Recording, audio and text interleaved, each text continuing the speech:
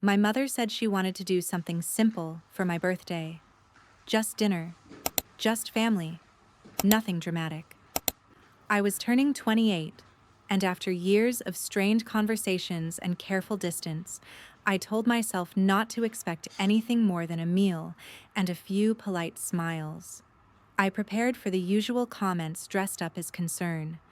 I reminded myself that I could sit through an hour, maybe two, and then go home. The restaurant was louder than I expected. Too bright, too crowded. Everyone was already seated when I arrived, as if the evening had started without me. My mother looked up first. She smiled the way she always did when she believed she had arranged everything exactly as planned. Dinner moved in fragments, laughter that came too quickly. Stories I had heard before, told louder this time. Little pauses where someone waited to see how I would react. I kept my answers short. I watched the condensation slide down my glass. I counted the minutes. Then the server appeared with a cake. Pink frosting, candles already lit, phones lifting around the table, one after another.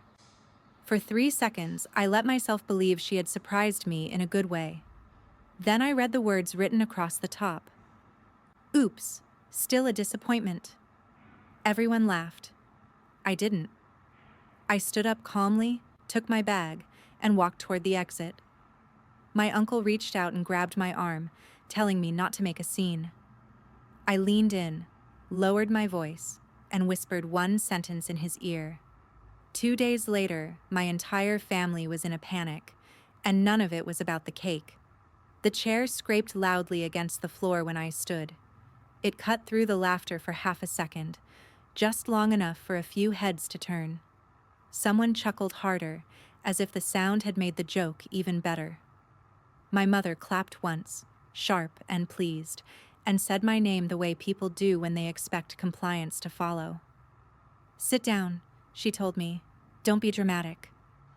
I didn't look at her. I focused on the strap of my bag as I slid it onto my shoulder, the familiar weight grounding me. The cake sat in the middle of the table, candles still burning, wax dripping into the frosting like it had all the time in the world. My cousin was filming. He didn't bother to hide it. He angled his phone slightly, making sure my face stayed in frame. I could already imagine how it would be captioned later, how the story would be told without me in it.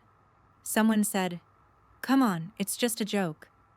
Someone else added, "Lighten up." No one asked if I was okay. I stepped away from the table, and that was when my uncle moved. He came around the booth quickly, his hand closing around my forearm with practiced familiarity. Not rough enough to look aggressive, just firm enough to stop me.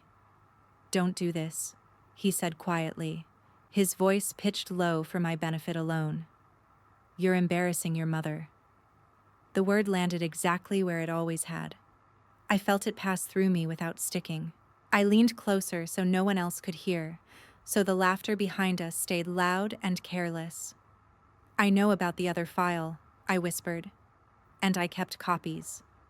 His grip loosened immediately, not slowly, not with confusion. He let go as if I had burned him. I straightened, nodded once as if we had finished a polite exchange, and kept walking. No one followed me to the door.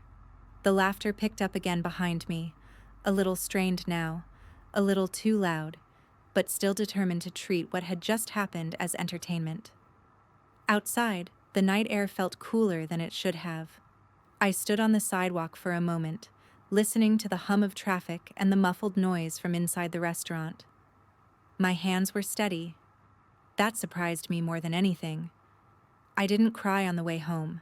I didn't call anyone. I unlocked my apartment, set my bag down by the door, and stood there in the quiet until my shoulders finally dropped. It wasn't relief exactly. It was something closer to confirmation. The next morning passed like any other. I went to work. I answered emails. I ate lunch at my desk. My phone stayed face down, and I didn't check it until I was home again, sitting on the edge of my couch with my shoes still on. There were missed calls. more than I expected. My mother's name appeared first, then my uncle's, then numbers I didn't have saved. Voicemails stacked up without being opened. Messages filled the family group chat, previewed just enough to show that the tone had shifted. Why won't you answer? We need to talk. This is getting out of hand. I turned the phone back over. That second night, I slept better than I had in weeks.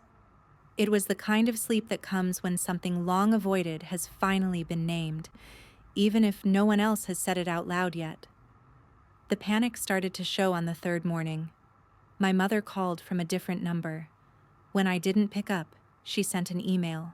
The subject line was light, almost cheerful, as if that alone could reset everything. My uncle followed with a text that tried to sound casual, but missed the mark by a wide margin.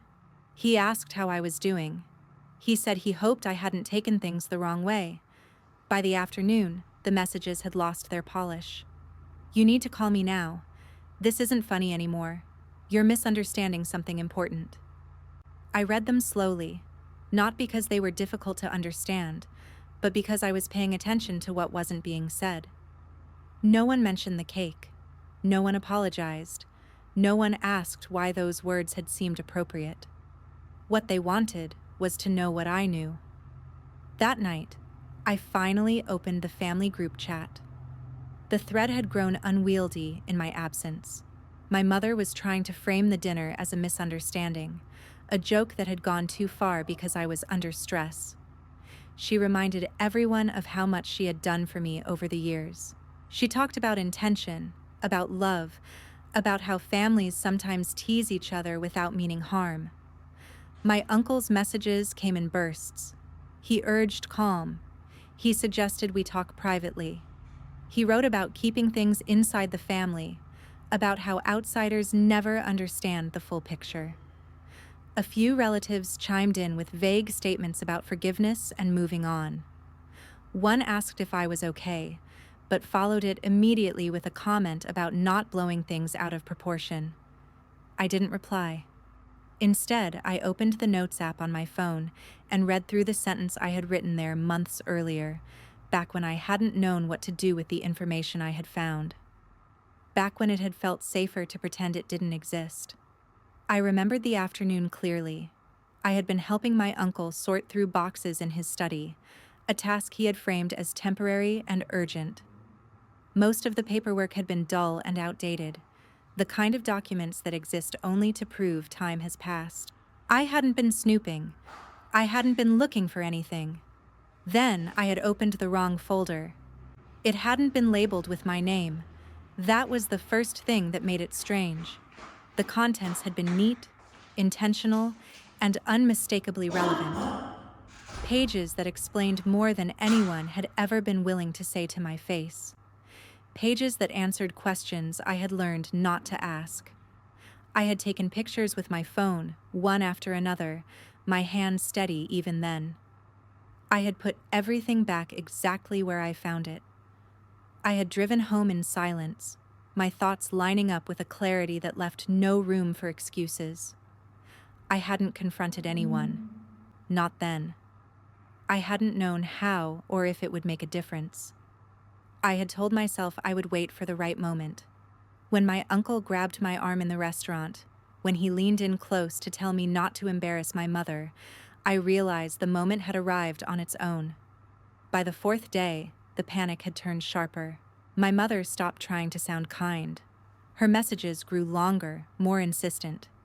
She wrote about consequences, about regret, about how families survive by protecting each other.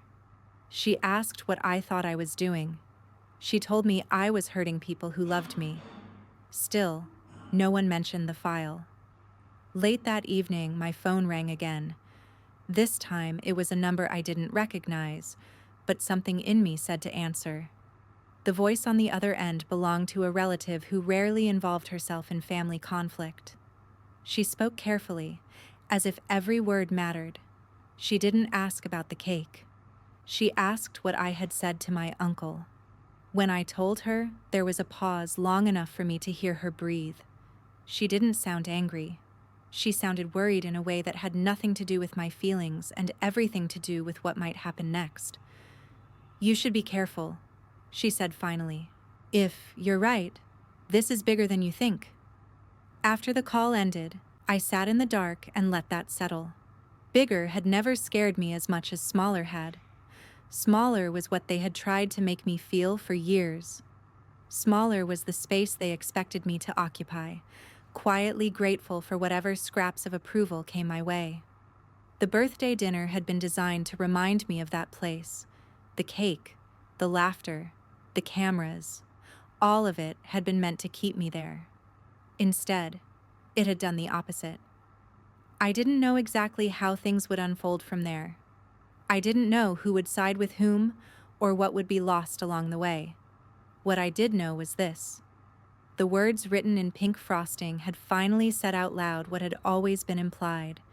And once something like that is spoken, once it is celebrated and filmed and laughed at, it stops being a misunderstanding.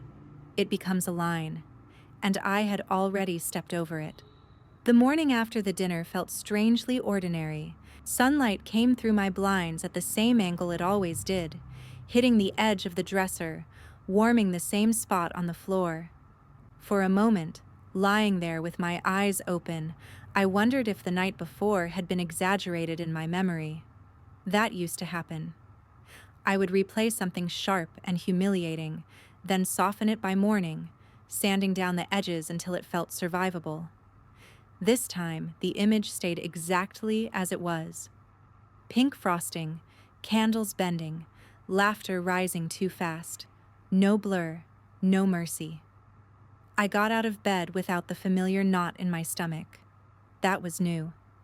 Usually, after anything involving my family, I woke up bracing for the apology I would need to make, the explanation I would owe, the repair work that somehow always landed in my lap.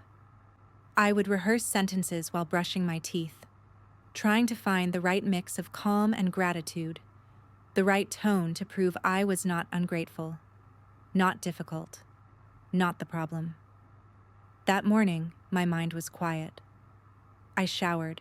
I dressed. I made coffee and stood by the counter while it brewed, listening to the low, mechanical gurgle, watching steam curl upward. My phone sat face down beside my keys. I did not reach for it. The urge flickered, then passed, like a habit losing its grip. At work, no one knew anything was different. Emails came in. Meetings started late and ran long. Someone complained about the printer. Someone else brought in donuts. I nodded when appropriate. I answered questions.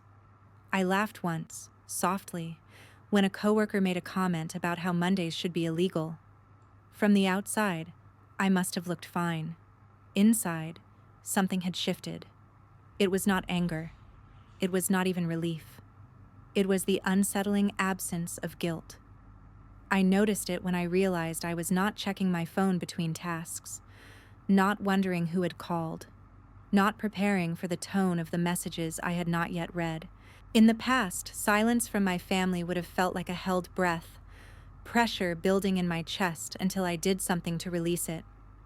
I would reach out first, offering peace before anyone had asked for it. This time, the silence felt spacious. On my lunch break, I sat alone in my car and ate a sandwich I had packed the night before. I watched people cross the parking lot, their routines as predictable as mine. A woman about my mother's age walked by on her phone, gesturing sharply, her expression tight. I wondered, not for the first time, how many of us had learned to manage discomfort by passing it along, shaping it into something that looked like humor or concern. I thought about birthdays before this one.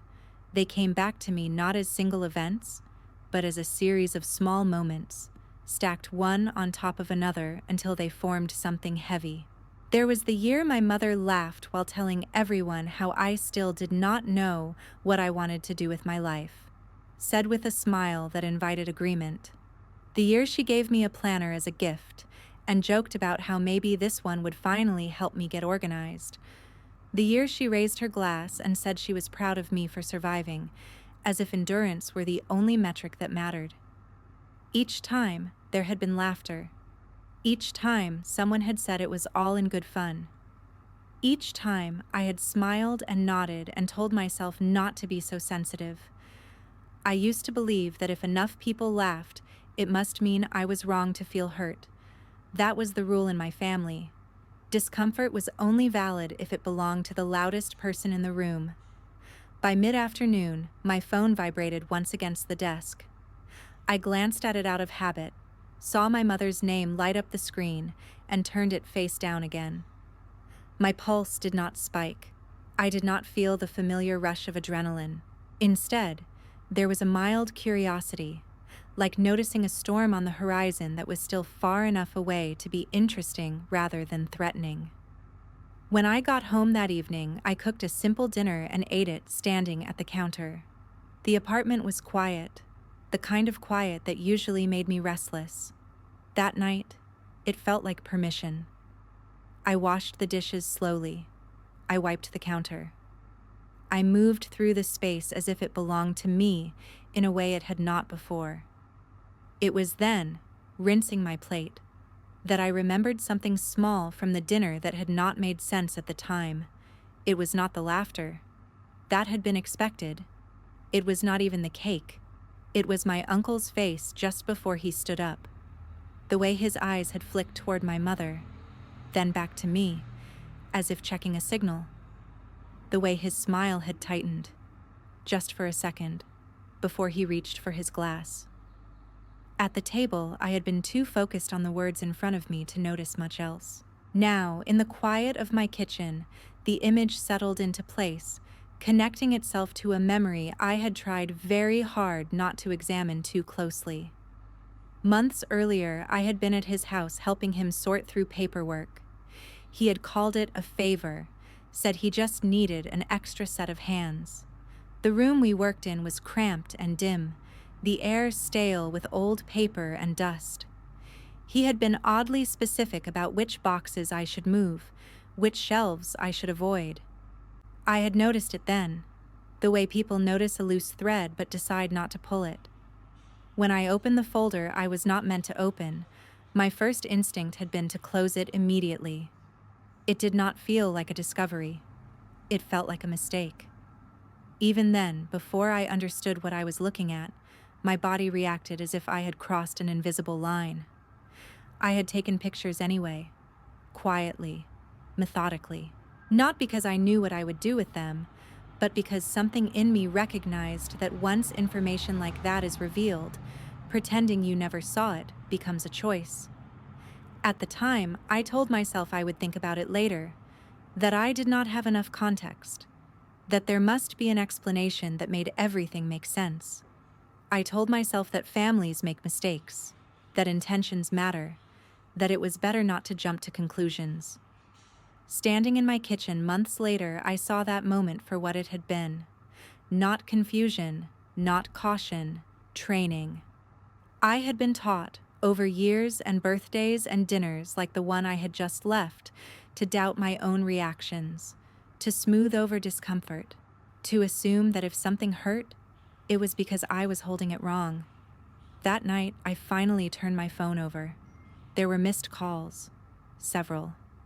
My mother's name appeared more than once, my uncle's too. A few messages from numbers I did not recognize, which meant other relatives had started to talk. I did not open anything. I did not listen to the voicemails.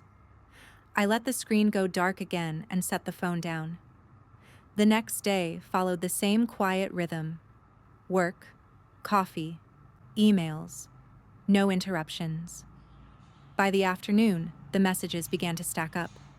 I could see the previews without opening them. We need to talk. You're taking this the wrong way. This has gone far enough. Not once did anyone ask how I was. I noticed that absence the way you notice a missing tooth with your tongue, returning to it again and again. In the past, I would have filled the gap myself, offering reassurance, minimizing my own feelings, reminding everyone that I loved them and did not want to cause problems. This time, I stayed still. The second evening, my brother tried a different approach. His message was shorter, lighter, as if he were testing whether humor might work where concern had failed. He wrote that everyone missed me, that things had gotten weird, that we should all just reset and laugh about it later. I imagined his face as he typed it, the same half smile he wore when he held up his phone at the table, recording instead of intervening. I did not respond. Later that night, as I lay in bed, I realized something else that felt both small and significant. I was not afraid of what they would say when I finally spoke. I was afraid of what I might say if I did. For years, I had kept my responses careful and controlled, editing myself in real time to avoid escalation. I knew how to soothe. I knew how to redirect. I knew how to disappear just enough to keep the peace. Now, with the words on that cake still vivid in my mind, I understood that peace had always come at my expense.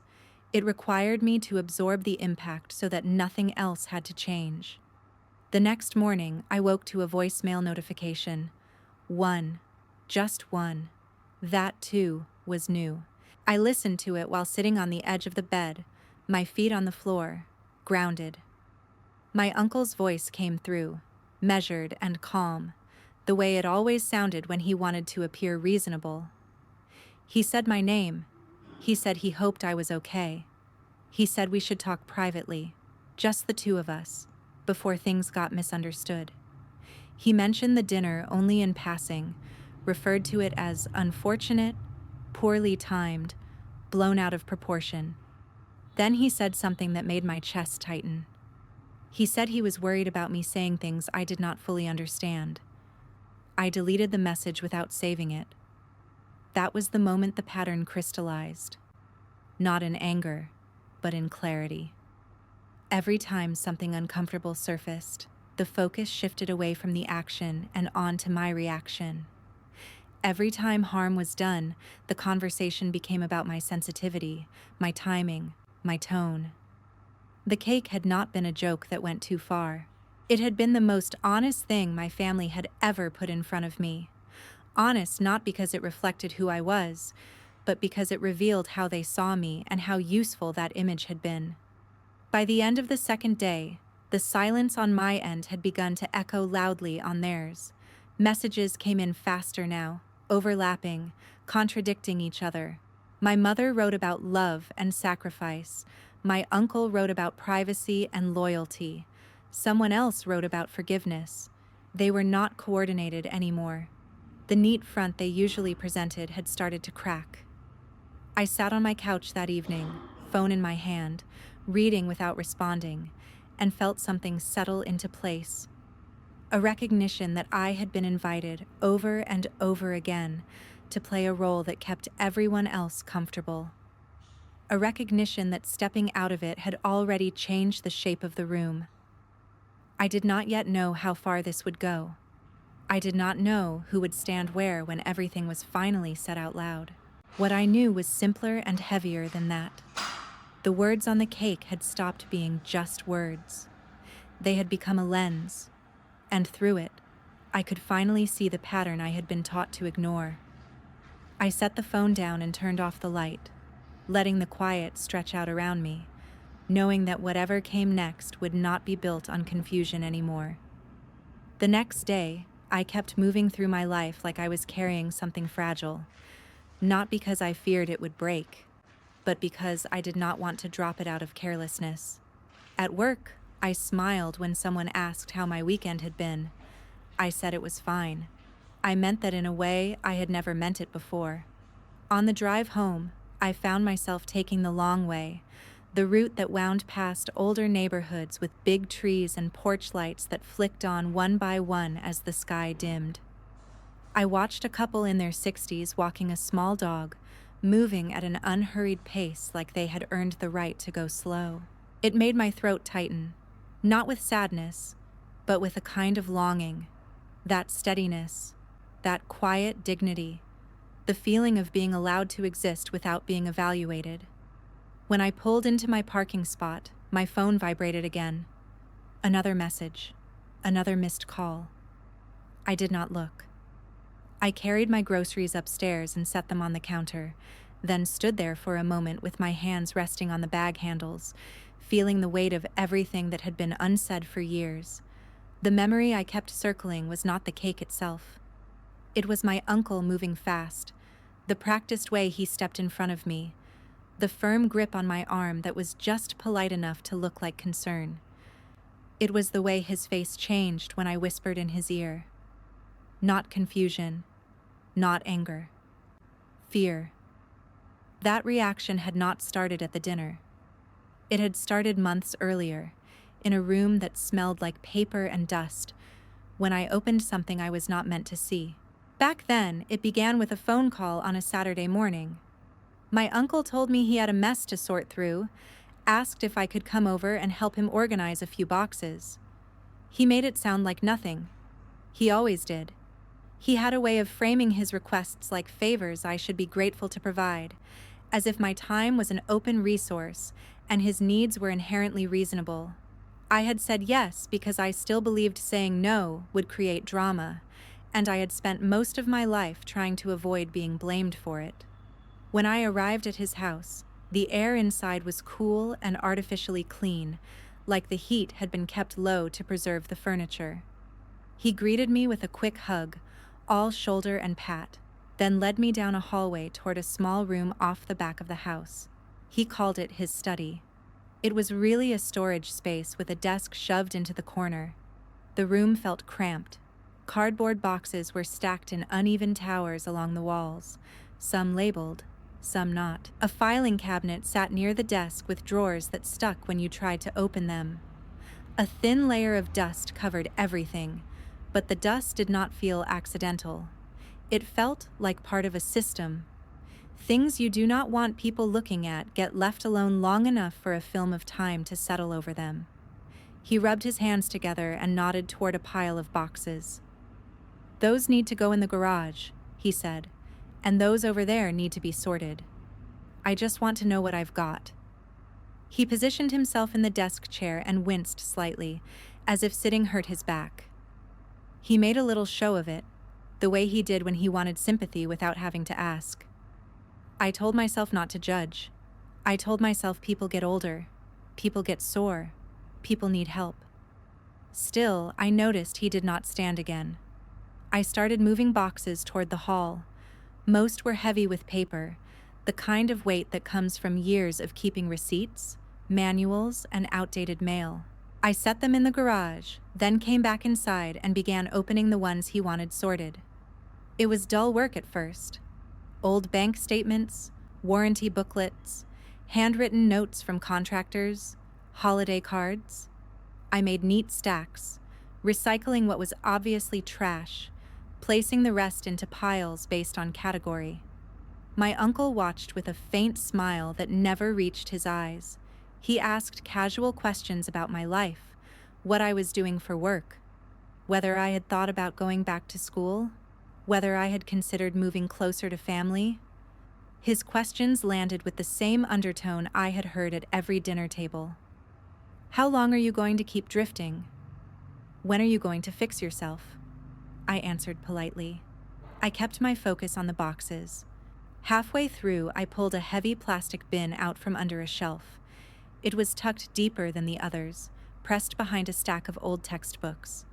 The lid was latched. I assumed it was just more paperwork, and I was on autopilot by then, working through the mess one container at a time. I unclipped the latches and lifted the lid. Inside, the contents were not loose and messy like the rest. Everything was stacked cleanly, held together with binder clips and folder tabs. The papers looked newer, the edges crisp, the ink darker. On top sat a thin folder with a simple label, nothing decorative, just a couple of words typed on a white sticker. I remember the exact sensation of my stomach dropping. Not because I knew what it was, but because my body recognized the feeling of being near something that had been kept from me. I glanced back at my uncle. He was looking down at his phone. His leg bounced slightly, a nervous little movement that did not match his calm voice. I told myself to close the bin and move on. I told myself I had no business digging into anything that was not mine. Then I saw a familiar detail on the first page inside that folder. My own information. Not my name on the label, not in big letters, but my birth date printed in a line of text, the way institutions print it, flat and impersonal. It was enough to stop me cold. I did not flip through the pages quickly. I turned them slowly, one at a time, as if moving too fast would make the truth jump out and bite me. The paperwork was not sentimental. It was formal. Forms, notices, signatures, blocks of text with fine print and official language. My uncle's name appeared more than once. My mother's name appeared too. There were references to accounts and designations and responsibilities, words that made my scalp prickle because they did not belong in the casual world of birthday dinners and family jokes. I felt heat rise into my face, then drain away, leaving me cold. I listened for any shift in the house, any footstep, any sign that he had noticed. The room stayed quiet except for the soft rasp of paper against paper and the faint buzz of his phone when it received a notification. I took out my own phone. My hands were steady, which surprised me. I framed each page and snapped a picture, then another, then another. I did not try to read everything in that moment. I focused on capturing it. If I stopped to process, I might hesitate. If I hesitated, I might put it back and convince myself none of it mattered. As I photographed the documents, a pattern began to emerge. Dates clustered around key moments in my life. Names repeated. Certain sections were highlighted in pen. There was an attached note on one page with a scribble in my uncle's handwriting, the casualness of it making the whole thing feel even more sinister. He had written as if he were solving a routine problem, not handling something tied to a person's identity and future. I kept going until my camera roll held a full record. Then I put everything back exactly as I found it. Every page aligned, every clip returned to the same position. I closed the folder. I set it on top. I lowered the lid on the bin and snapped the latches shut with a soft click. The sound was small, but it felt loud. My heart thudded once, hard. I slid the bin back under the shelf and stood up, forcing my body to move normally. I carried another box to the garage, my arms working on muscle memory while my mind raced in a tight circle. When I came back into the study, my uncle looked up and smiled. He asked if I wanted water. He told me I was a lifesaver. He made a joke about how he should hire me as an assistant. I nodded. I smiled. I said I was happy to help. The words tasted strange in my mouth. I finished sorting the rest of the boxes without seeing them. Every piece of paper I touched felt like a decoy. Everything in that room suddenly seemed staged, like the real story was hidden just beneath the surface, and I had only brushed against it. When I left his house that afternoon, he hugged me again, just as quick and empty as before. He told me to drive safe. He said we should do dinner soon. I drove home with my phone in the passenger seat, the screen dark, the evidence tucked inside it like a living thing. At red lights, I stared straight ahead and tried to breathe normally. My thoughts came in waves. There has to be an explanation. This is probably nothing. Why would they keep this from me? Why is my birth date on a form in his study? Why is Mom's name here? Why is his name here? Why does this date match the year everything started to feel harder? By the time I pulled into my apartment parking lot, the sun was low and my hands were cramped from gripping the steering wheel. I sat in the car for a long moment, listening to the engine tick as it cooled. I wanted to call someone. I wanted to demand answers. I wanted to make it stop. Instead, I did nothing. That decision did not come from wisdom. It came from fear, the kind that makes you freeze rather than fight. The fear that if I brought it up, they would laugh. The fear that they would flip it back on me, tell me I did not understand, tell me I was imagining things, tell me I was being dramatic. I had been trained to doubt myself. I knew that. Even then, I knew it. And still I felt it in my bones. So I waited. I saved the photos to a hidden folder. I backed them up to an email draft I never sent. I moved through my days as if the information were a weight strapped to my chest that no one else could see. Every time my mother called, I wondered if she knew that I knew. Every time my uncle texted, I wondered if he was checking the temperature, trying to see if the secret had stayed buried. And then my birthday dinner happened, and the cake arrived, and the words were written in frosting like a headline. It was public, careless, cruel. I walked out and did not look back. Now, sitting in my apartment days later, I understood why that folder had haunted me. It was not just that it existed. It was that it explained the shape of my life in a way no one had ever admitted. Certain opportunities that never materialized. Certain conversations that always ended with vague promises and sudden silence. The way my mother watched me like she was waiting for me to fail, as if my failure would make something else easier to justify. The family group chat kept buzzing. I watched the messages stack up without opening them, the phone lighting up and going dark again. I could picture my mother pacing her kitchen. I could picture my uncle sitting in that same desk chair, leg bouncing, phone in hand, trying to calculate how much I might know. It hit me then, clear and sharp, that the birthday humiliation had not been random. It had been a reset button, a way to push me back into the small version of myself they preferred, the version who would feel ashamed and apologize and retreat. But I had not retreated. I had gone quiet, and quiet had made them nervous. I finally opened the group chat and scrolled.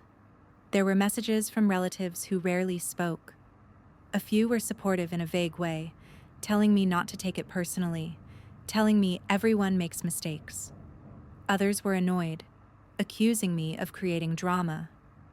My mother wrote long paragraphs about love and family and how hard it is to be a parent. My uncle wrote shorter ones about privacy and loyalty and keeping things inside the family. None of them said the obvious.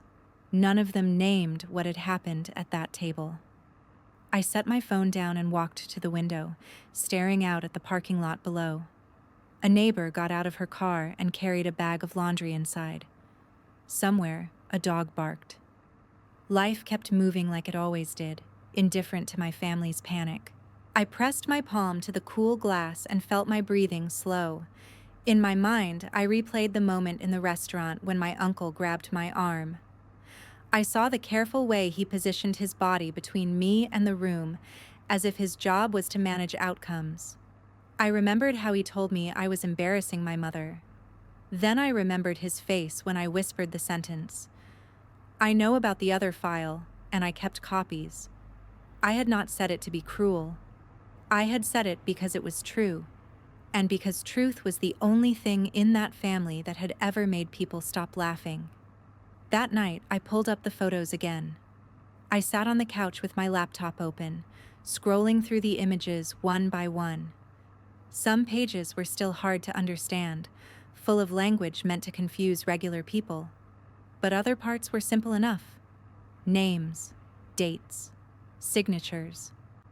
I stopped on one page and stared at it longer than the rest. My pulse picked up, not because I had discovered something new, but because I was finally letting myself look at what I already had. I thought about my uncle's fear, the way it had flashed across his face and then disappeared behind a mask of calm. I thought about the way my mother had clapped, delighted, as if humiliation were a harmless game. A small part of me still wanted to believe there was a softer explanation, a misunderstanding, a mistake. Some detail I had missed that would make everything okay, but my body did not believe that anymore. I closed the laptop slowly and sat in the dark, letting the quiet settle around me, knowing the next step was no longer about whether I had proof. It was about what I was willing to do with it. I woke up with the taste of frosting still in my mouth, even though I had not eaten a single bite of that cake. The image followed me through the morning like a shadow that refused to line up with the light. I brushed my teeth longer than usual, watching my reflection, half expecting to see the words written there too, faint and pink, clinging to my skin. The day moved slowly, not because anything was wrong on the surface, but because my mind kept circling the same moment from the night before. The timing of it. The way the server appeared just as the conversation shifted away from me and towards something else. The way everyone was already holding their phones, already prepared to record a reaction they assumed would be predictable. At my desk, I stared at an email without reading it, replaying the scene again and again. The cake did not arrive at the end of dinner by accident.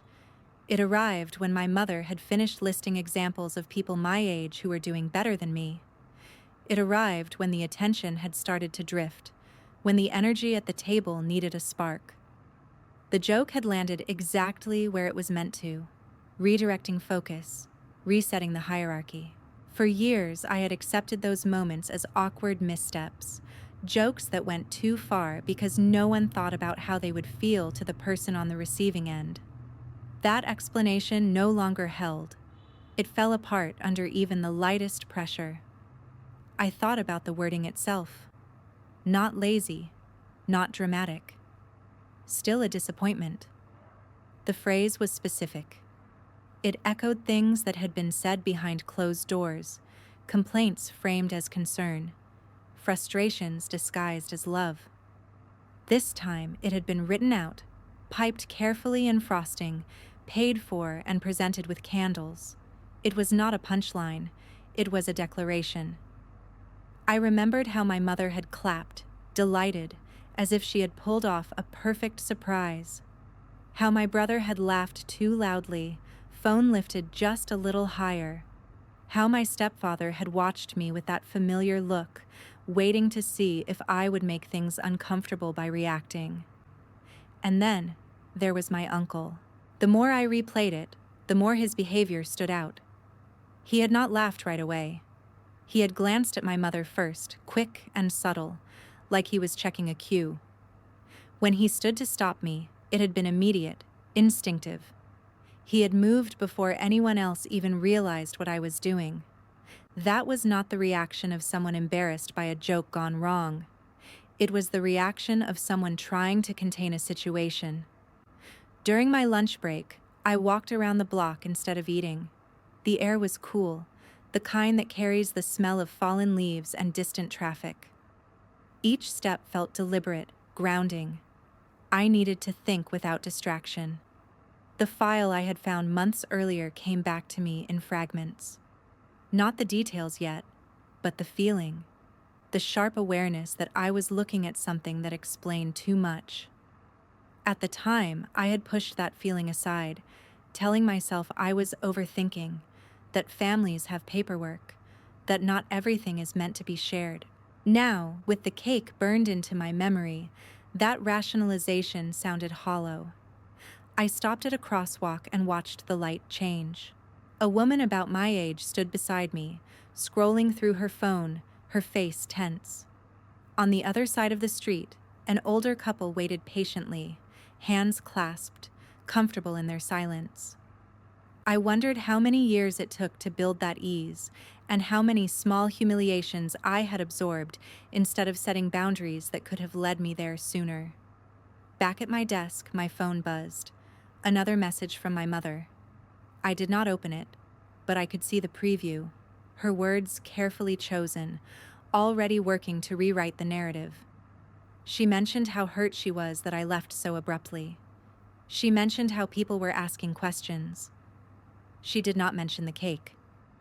The omission felt louder than any accusation. That evening, I sat on my couch with the lights off, letting the glow from the street filter in through the window. I picked up my phone and scrolled through the photos I had taken in my uncle's study, stopping on images I had avoided looking at too closely before. This time, I did not rush. I let myself read. The more I looked, the clearer the pattern became. Certain decisions aligned with moments when I had been told there was no room, no money, no time. Certain signatures appeared together, consistent and deliberate. This was not chaos. It was coordination. The realization did not come with a rush of anger. It came with a steady, sinking certainty. The humiliation at the restaurant had not been about putting me in my place for its own sake. It had been about reinforcing a story that made other choices easier to justify. If I was a disappointment, then anything done without my knowledge could be framed as necessary. If I was unreliable, then excluding me from decisions could be called protection. The cake made sense in that context. It was a reminder, not just to me, but to everyone else at the table, of who I was supposed to be. I thought about who benefited from that moment. My mother, who had spent years presenting herself as patient and long-suffering, finally got to say out loud what she believed. My brother, who rarely faced scrutiny, got to be part of the joke instead of the target. My uncle, who had always positioned himself as the fixer, got to step in and manage the fallout. And me. I was supposed to feel small, ashamed, grateful that they tolerated me at all. Instead, I had stood up and left. That departure had created a vacuum they were not prepared for. I imagined the table after I was gone, the laughter tapering off, the cake sitting there, candles melting down into waxy puddles, someone making a comment about how I had overreacted, too sensitive as usual, someone else agreeing, eager to smooth things over. But then what? The silence. The question of what I might do next. I did not need to be there to know how uncomfortable that would have felt for them. I had lived my whole life absorbing that discomfort so they would not have to. Later that night, my phone rang. I recognized my uncle's number and let it go to voicemail. When the notification appeared, I did not listen right away. I already knew the shape of what he would say. He would sound calm, reasonable. He would frame my reaction as the problem, not the cause. When I finally played it, his voice confirmed my expectation. He spoke slowly, carefully. He said he wanted to clear the air. He said there were things I did not fully understand. He said family matters should stay within the family. I noticed how often he used the word family and how little he used my name.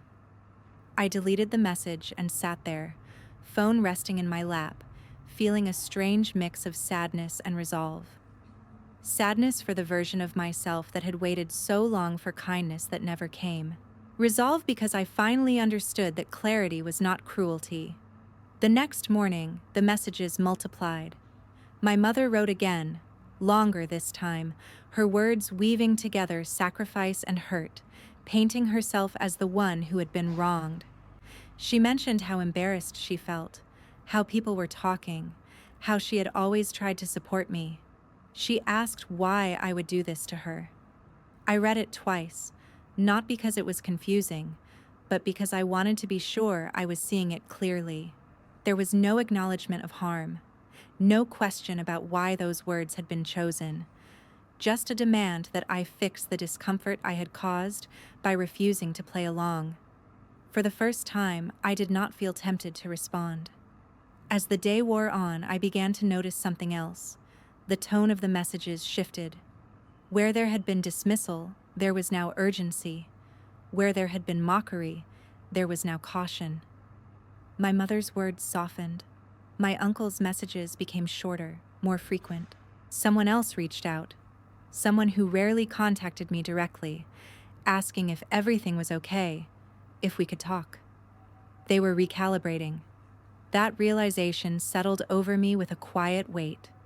The power in my family had always belonged to the people who controlled the narrative. By leaving without explaining myself, by refusing to immediately apologize or clarify, I had disrupted that control. I thought again about the file, about how long it had been sitting there, hidden in plain sight, waiting for me to stumble across it. I thought about how easily I had almost closed it, how close I had come to convincing myself it was none of my business. The cake had forced the issue. It had stripped away the last layer of plausible deniability. Once something is said publicly, once it is laughed at and recorded, it becomes harder to pretend it was never meant. That night, I took out a notebook and began writing. Not sentences, just facts. Dates. Names. Moments that now made sense in a way they never had before. I did not know yet what I would do with them. I only knew that keeping them in my head was no longer enough. As I wrote, I felt the familiar urge to soften my language, to add qualifiers, to make room for everyone else's feelings. I stopped myself. I wrote things as they were, not as I wished they had been. When I finished, I closed the notebook and set it on the table beside me. The apartment was quiet, the kind of quiet that allows you to hear your own breathing, your own thoughts. I did not feel victorious. I did not feel cruel. I felt awake. The words on the cake had finally aligned with everything that came before them. They were not an accident. They were a signal. And I had read it correctly. As I turned off the light and headed to bed, my phone buzzed once more on the table. I did not check it. I already knew what it would be. They were afraid now, not of my feelings, but of what I might do with the clarity I had gained. I lay down and stared at the ceiling, letting that truth settle, understanding that whatever came next would not be about explaining myself anymore. It would be about choosing how much of the truth I was willing to let stay hidden. I decided not to answer anyone. The choice felt deliberate the moment it formed, not dramatic or reactive, just clear. I set my phone face down on the kitchen counter and walked away from it, as if putting physical distance between myself and the noise might help me hear my own thoughts more clearly. For years, silence had been something done to me. Messages left unanswered, questions brushed aside, decisions made without my input. I had learned to fill that silence myself, to explain, to justify, to smooth things over so no one else had to sit with discomfort. This time, I let the quiet stand. The first few hours passed without incident. I went to work, answered emails, attended a meeting where someone spent too long debating font size. Life continued with its usual indifference. It was almost disappointing how normal everything felt. I had expected the decision to feel heavier, more defiant. Instead, it felt like finally putting down a bag I had been carrying so long I had forgotten its weight. By lunchtime, my phone vibrated twice in quick succession. I did not check it. I finished my salad, wiped my hands on a napkin, and went back to my desk.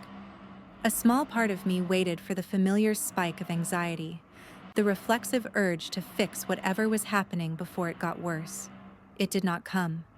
That afternoon, the tone of the messages began to shift, even without me reading them.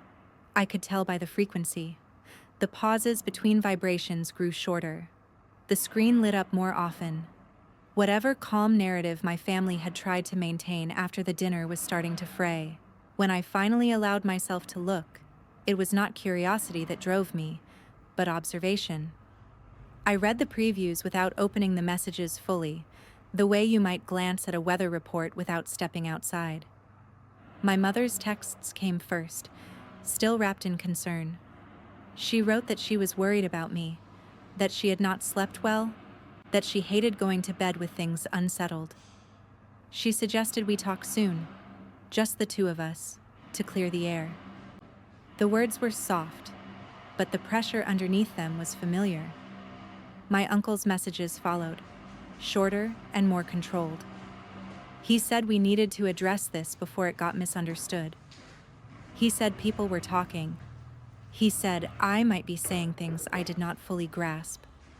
That sentence caught my attention, not because it was new, but because of how quickly it appeared. I had not said anything to anyone except him, and only a single sentence at that. Yet he was already preemptively framing my silence as dangerous, as if the mere possibility of my speaking posed a threat.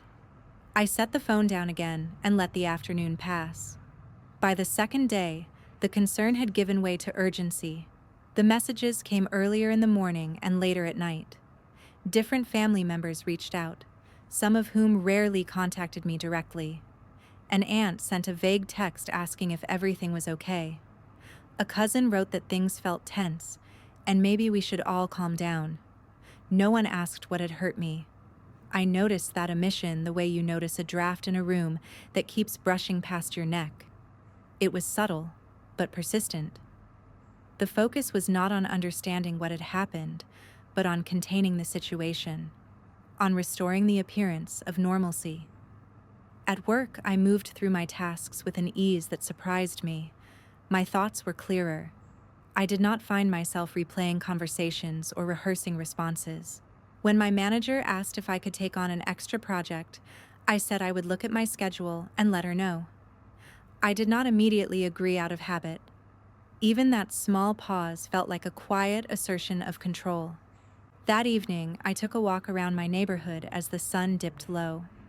The sidewalks were dotted with people heading home, carrying groceries, walking dogs, chatting on phones. I passed a woman about my mother's age watering her plants, her radio playing softly. She nodded at me and smiled, a small, ordinary gesture that felt oddly grounding. This, I thought, was what life looked like when you were not constantly bracing for judgment. When I got back to my apartment, my phone was buzzing again. I picked it up this time, scrolling through the messages slowly, deliberately. Patterns emerged quickly, certain phrases repeated across different senders, as if they had been agreed upon. We need to talk. This has gone too far. You're misunderstanding things. Family sticks together. The absence of apology was striking. No one said they were sorry for the cake. No one acknowledged how those words might have landed. The narrative had already shifted to my reaction, my silence, my refusal to engage. Late that night, I listened to a voicemail from my uncle that I had let sit for hours. His voice was calm, almost soothing, the way it always was when he wanted to sound reasonable. He said my name, then paused, as if choosing his next words carefully. He said he was concerned. He said it would be better if we talked privately before this spiraled. Then he said something that made my chest tighten. He mentioned the file, not directly, not by name, but he referenced details I had not shared with anyone else, information that could only have come from the thing I had found in his study months earlier. He spoke as if assuming I had already misunderstood it, as if setting the stage to correct me before I even explained myself. I ended the message without listening to the rest. That was the first real slip. Up until then, there had been room, however small, to believe I was misreading their panic, to think they were simply reacting to an unexpected conflict. But that voicemail confirmed what my instincts had been circling for days. They were not afraid of my feelings. They were afraid of my knowledge. I slept deeply that night, the kind of sleep that comes after a decision has been made, even if you do not yet know all its consequences. When I woke, the sun was already high, and my phone was quiet for the first time in days. The calm did not last. By mid-morning, the messages resumed, this time from unfamiliar numbers. People I had not spoken to in years reached out under the guise of checking in. Their words were awkward, their concern forced. One asked if I was okay. Another said she hoped there was nothing serious going on. A third suggested that families sometimes hurt each other without meaning to. I recognized the tactic immediately. They were expanding the circle, hoping someone else might reach me in a way they could not. Hoping I would explain myself to the wrong person, reveal too much, or soften my stance out of politeness. I did none of those things. Instead, I noticed how quickly their coordination was breaking down. Messages contradicted each other. One relative insisted everything was a misunderstanding. Another hinted at serious consequences if this continued. Someone suggested a group call. Someone else warned against involving outsiders. They were no longer speaking with one voice. That afternoon, my phone rang from a number I recognized, but had not seen light up my screen in years. It belonged to a relative who lived several states away, someone who had always stayed on the edges of family drama, present at holidays but careful not to get pulled into conflicts. I hesitated before answering, then did. Her voice was quiet, measured. She did not start with accusations or concern. She asked how I was doing, and she waited for my answer without rushing to fill the silence. When I told her I was okay, she did not contradict me. She did not mention the cake. Instead, she said she had heard things were tense and wanted to make sure I was being careful. She spoke in a way that suggested she knew more than she was saying, choosing her words with deliberate restraint.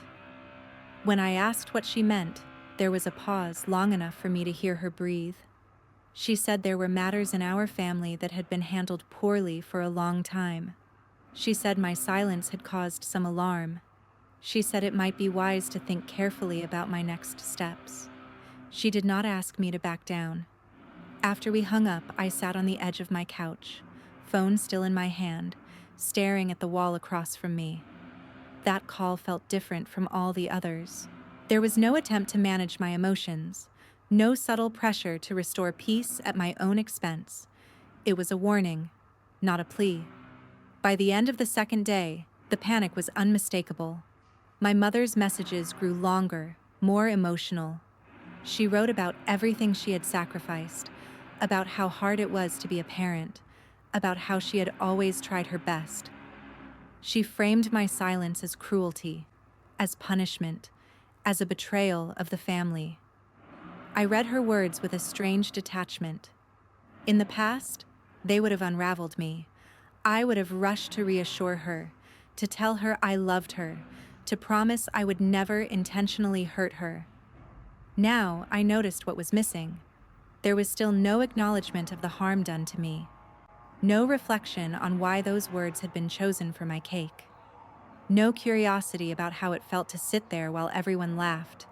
The pattern was complete. That evening, I laid out the photos from my phone on my laptop. Not physically, but mentally. I thought about the dates, the signatures, the careful way information had been compartmentalized. I thought about my uncle's fear and my mother's performative delight. I realized then that my silence was doing something no confrontation ever had. It was forcing them to sit with uncertainty, to imagine what I might know, who I might tell, what I might do next. They had built their comfort on my predictability, on the certainty that I would explain myself, apologize, retreat. By refusing to play that role, I had unsettled the entire structure. Late that night, as I was getting ready for bed, my phone buzzed one last time. A message from my uncle, shorter than the rest. "We need to talk now." I did not respond. I set the phone on the nightstand, turned off the light, and lay back, listening to the quiet hum of the building settling around me. My thoughts were steady, not racing, not frantic. For the first time, I understood that time was no longer on their side, and I was no longer in a hurry. The call came late in the afternoon from a number I almost did not recognize at first. I was standing at the kitchen sink rinsing a mug when my phone lit up on the counter. The name attached to it belonged to someone who rarely reached out directly, someone who had spent most of their life positioned just far enough from the center of my family to avoid being pulled into its gravity. I dried my hands slowly before answering. Something in me already knew this call would not sound like the others. Her voice was calm, careful, and unhurried. She asked how I was doing and waited, actually waited, instead of filling the silence with concern or advice. When I told her I was managing, she did not contradict me or soften it with platitudes. She said she was glad to hear it and then paused again, as if choosing every word with intention. She made it clear right away that she was not calling on my mother's behalf. She said she had not been asked to intervene. She said she was calling because she had been watching the situation unfold from a distance and felt uneasy about how quickly things were escalating. I leaned against the counter and listened, letting the quiet stretch between us. Her tone was different from the rest of my family, There was no edge of accusation, no attempt to frame me as the problem that needed fixing. If anything, she sounded concerned in a way that had nothing to do with my feelings and everything to do with consequences. She said she was aware that something significant had been kept from me for a long time. She did not describe it in detail, but the way she spoke made it clear she was not guessing. She said she had known for years that certain decisions had been made without my knowledge, and that those decisions had created complications no one wanted to address openly. Hearing that did something strange to me. It did not shock me. It steadied me. For months, I had carried the weight of what I found in my uncle's study alone, unsure whether I was seeing clearly or projecting meaning onto something I did not fully understand. To hear someone else acknowledge it, even obliquely, felt like stepping onto solid ground after standing on shifting sand. She did not apologize on anyone's behalf. She did not try to explain motives or soften intent. She spoke in facts and implications, not emotions. She said my silence after the birthday dinner had caused alarm because it was unexpected. She said people had assumed I would react emotionally, make accusations, demand explanations. They had prepared for that version of me. They had not prepared for quiet. She told me that quiet had a way of forcing people to imagine outcomes they could not control. She warned me that once that kind of fear sets in, behavior changes quickly. People make mistakes. They overcorrect. They reveal more than they mean to. I asked her why she was telling me this now. She took a breath and said that she had ignored her own discomfort for too long, that she had seen things over the years that did not sit right. Comments made, decisions rushed, explanations that never quite lined up. She said she had told herself it was not her place to intervene, that families were complicated, that she did not want to create conflict. She paused, then said that watching my family laugh at that cake had shifted something for her. That kind of cruelty, done publicly and treated as humor, had stripped away the last excuse she had been holding on to. She said she was not asking me to do anything specific. She said she wanted me to understand that I was not imagining the scale of what I had uncovered, that what I found was part of a larger pattern, one that extended beyond hurt feelings and into areas that could not be smoothed over with apologies. When the call ended, I stood there for a long moment, phone still pressed to my ear, listening to the faint hum of the refrigerator. The apartment felt very quiet, but not empty. There was a sense of weight shifting, of something settling into place. For the first time since the dinner, I did not feel alone in what I knew. I sat down at the table and opened my laptop, pulling up the folder where I had stored the images from my phone. I scrolled through them slowly, letting her words reframe what I was seeing. Details I had skimmed over before now stood out with new clarity. The consistency of the handwriting, the repetition of names, the way decisions clustered around certain years, certain moments when my life had taken turns that never fully made sense. This was not a series of isolated choices. It was a structure. I thought about how often I had been told that things were not possible for me, that resources were limited, that timing was bad. I thought about how often those explanations had come paired with gentle criticism, reminders of my supposed lack of direction, my tendency to drift. It was easier to deny someone support if you could convince everyone, including them, that they did not deserve it yet. My phone buzzed again. Another message from my mother. I did not open it. I already knew the rhythm of her words. Concern first, then guilt, then sacrifice. Always framed in a way that placed the burden of repair squarely on my shoulders. Instead, I thought about what the woman on the phone had said about mistakes, about people revealing more than they intend when they feel cornered. That night, I slept lightly but deeply, as if my body were resting even while my mind stayed alert. In the morning, I woke with a sense of direction I had not felt in a long time. Not urgency, direction. I went to work and moved through my tasks with quiet focus. When a coworker complained about her sister and rolled her eyes, I listened with empathy, but without absorbing the emotion.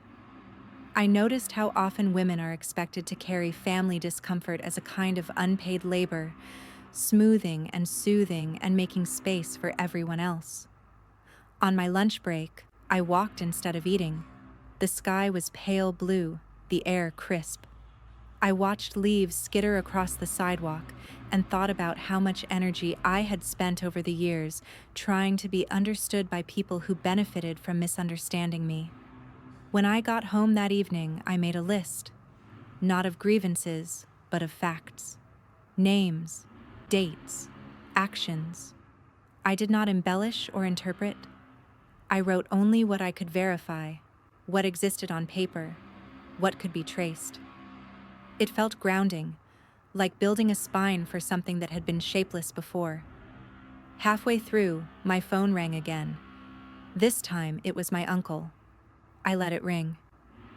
A minute later, a message came through. Short, insistent.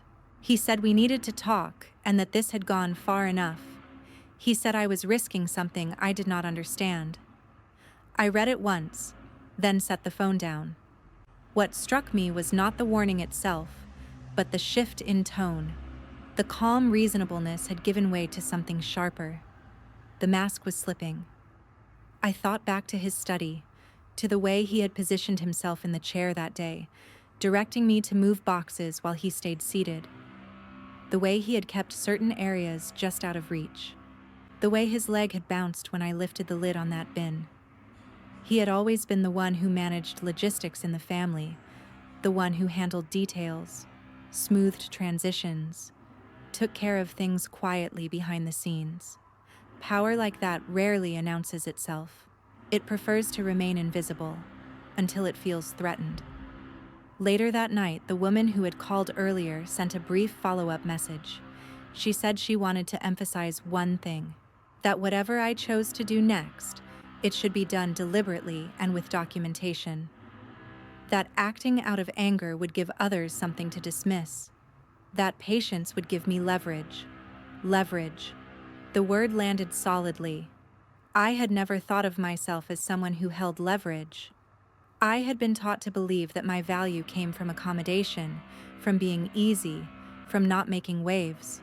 The idea that I might have something others feared losing felt unfamiliar, almost unreal. And yet, everything around me suggested it was true. I looked again at the messages piling up on my phone, the overlapping pleas, the contradictions, the sudden interest from people who had been indifferent for years. It all pointed to the same conclusion. My family was afraid not because I was angry, but because I was no longer predictable. That realization did not make me feel powerful in the way movies portray it. There was no rush, no thrill.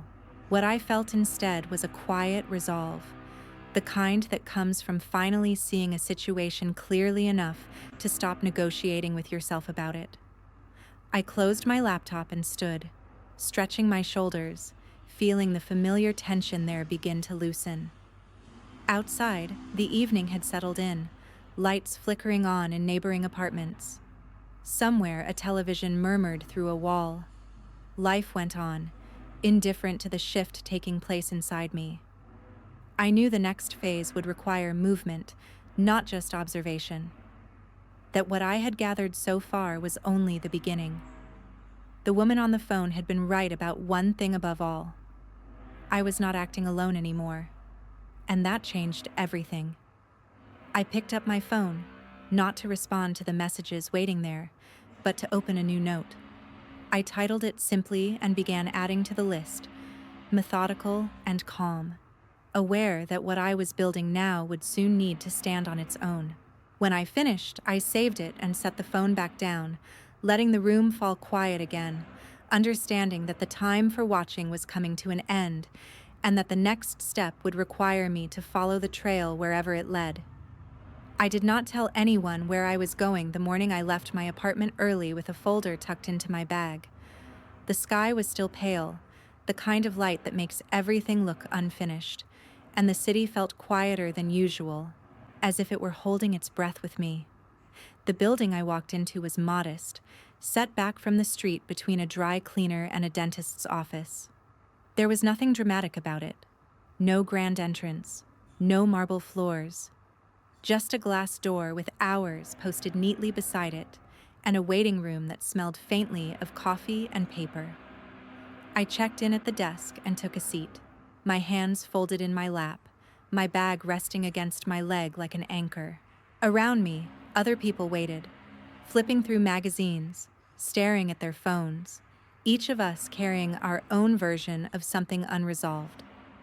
I watched an older woman adjust her scarf, her movements careful, practiced.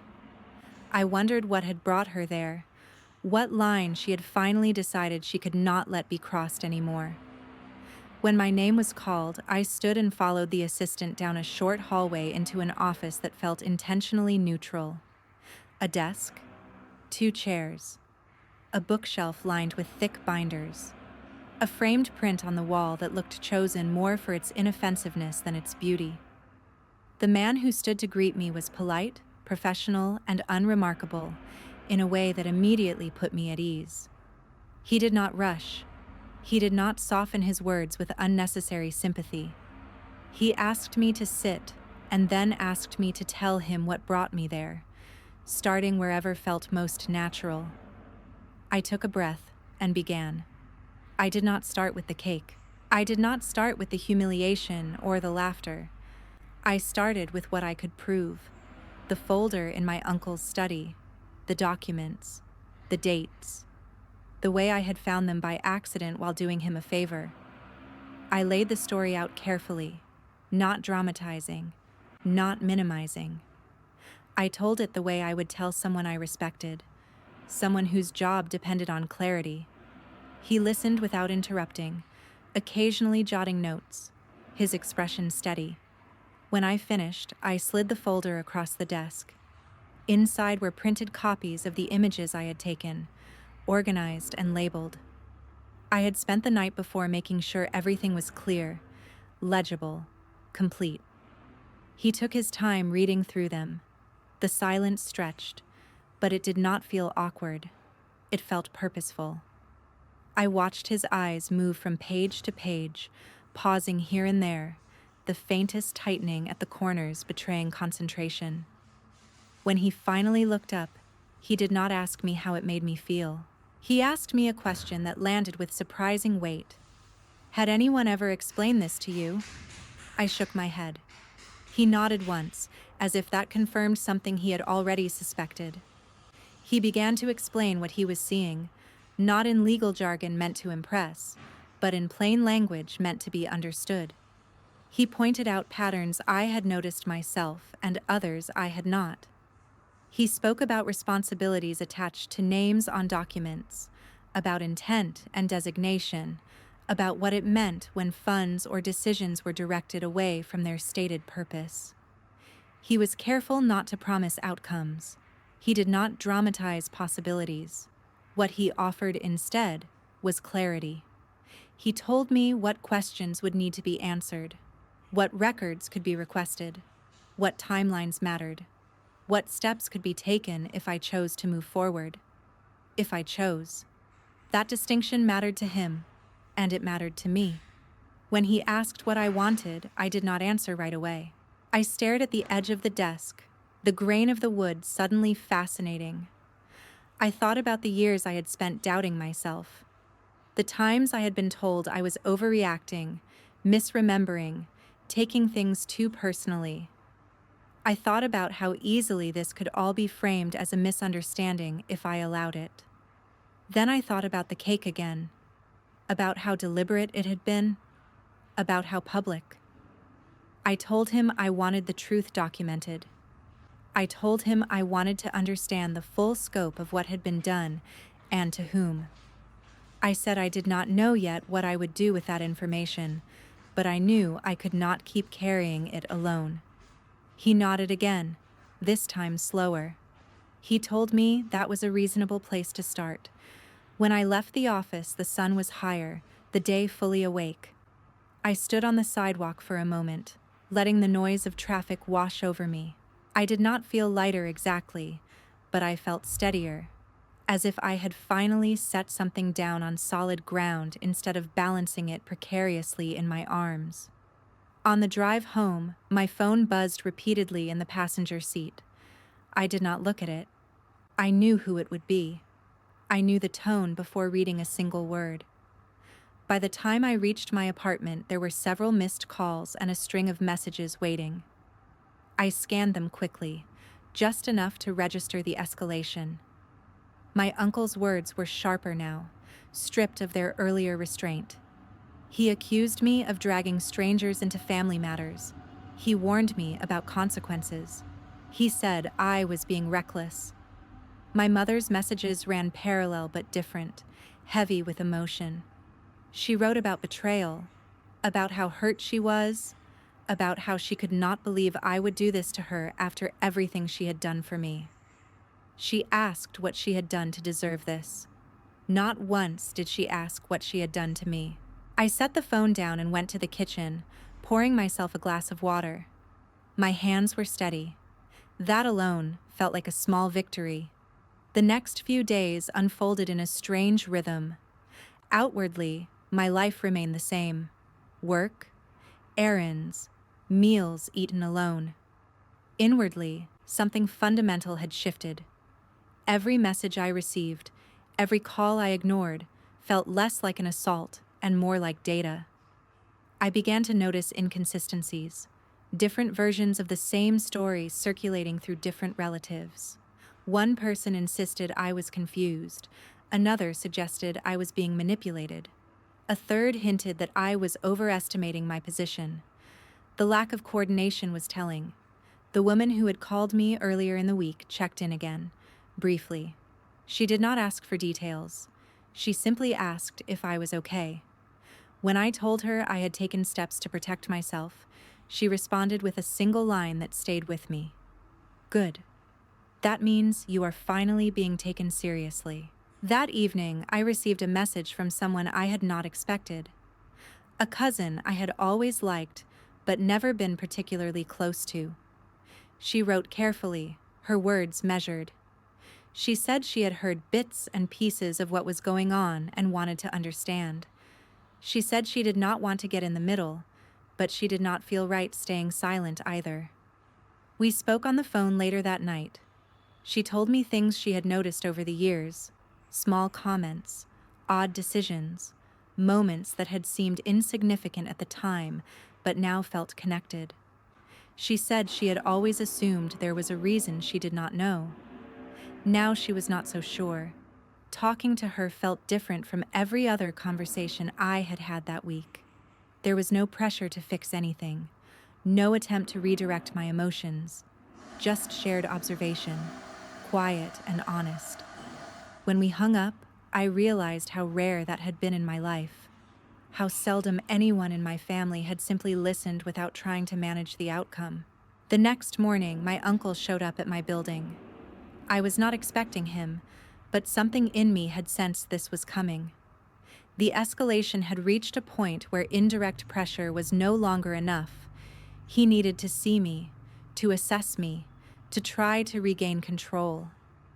I saw him through the window as he stood in the lobby, his posture rigid, his phone in his hand. For a moment, I considered not going down. I had no obligation to let him in, but avoiding him would not end this, and part of me was tired of moving around other people's discomfort.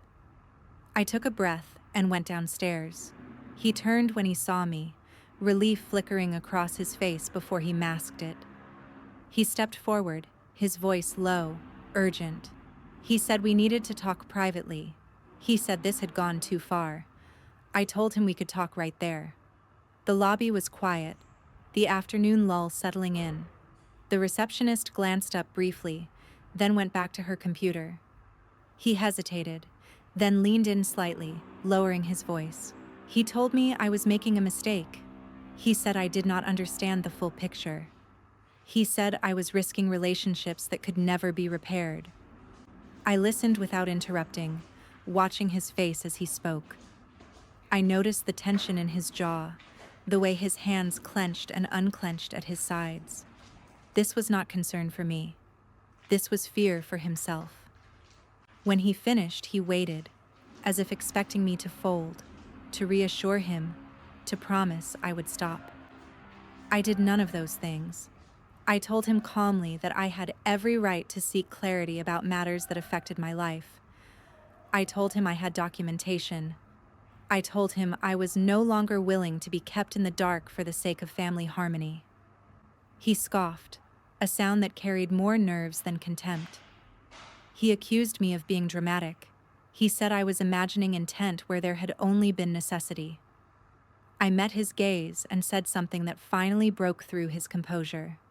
I said I was no longer interested in interpretations, only records. The color drained from his face.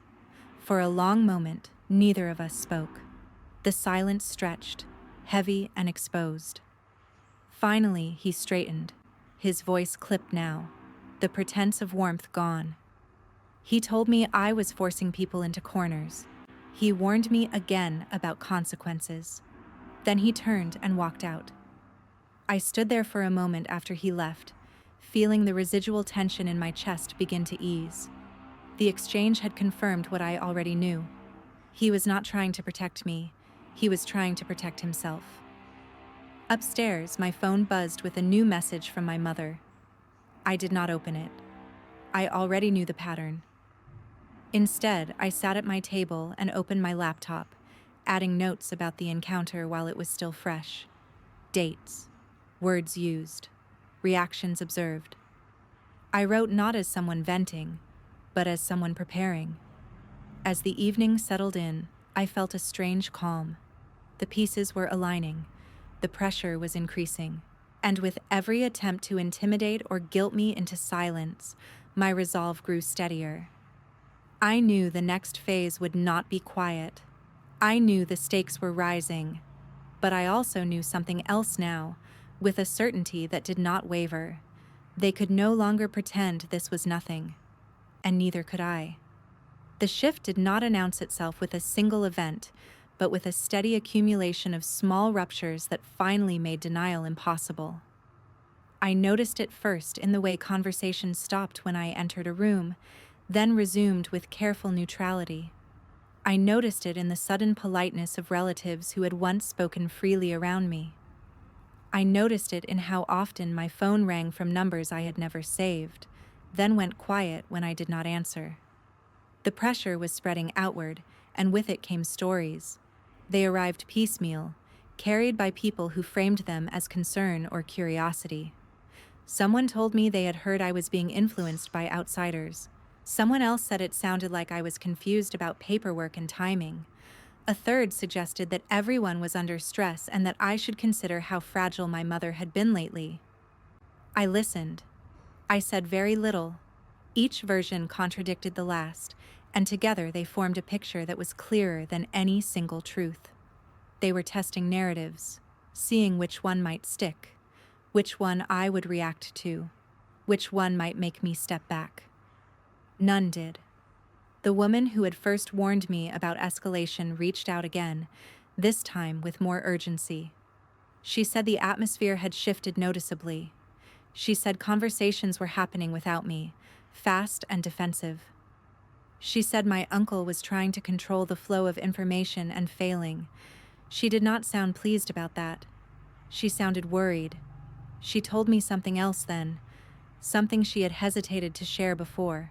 She said that years ago, she had asked a simple question at a family gathering, one that should have had an easy answer. She asked why certain plans had changed so abruptly, why resources that were once discussed openly had suddenly become unavailable. She said the response she received had been sharp, disproportionate, as if she had touched something raw. At the time, she let it go. She told herself she had misunderstood. She told herself it was not her place. Listening to her now, I felt a familiar ache, the kind that comes from recognizing how often silence masquerades as peace. How many people carry doubts quietly because speaking them would make life uncomfortable?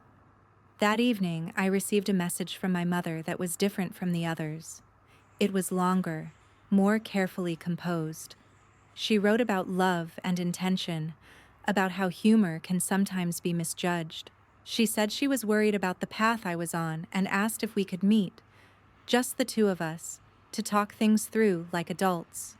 The phrasing struck me, like adults, as if adulthood were something she could grant or withhold based on my compliance. I did not respond. Instead, I thought about how quickly the conversation had moved from the cake to my behavior, from their actions to my reactions. The pattern was familiar. If I accepted the premise that my feelings were the problem, then the original harm could remain unexamined. I was done accepting that premise. The next day, the first real fracture appeared. It came not from my immediate family, but from someone adjacent. A person who had always been close enough to observe, but distant enough to avoid consequence. She reached out quietly, asking if we could talk. Her message was short, tentative, the digital equivalent of a knock on the door rather than a demand. We met for coffee in a small place near her office, the kind of spot where people spoke softly and kept their business to themselves. She looked tired, her hands wrapped tightly around her mug, eyes flicking toward the window as if expecting someone to walk in behind me.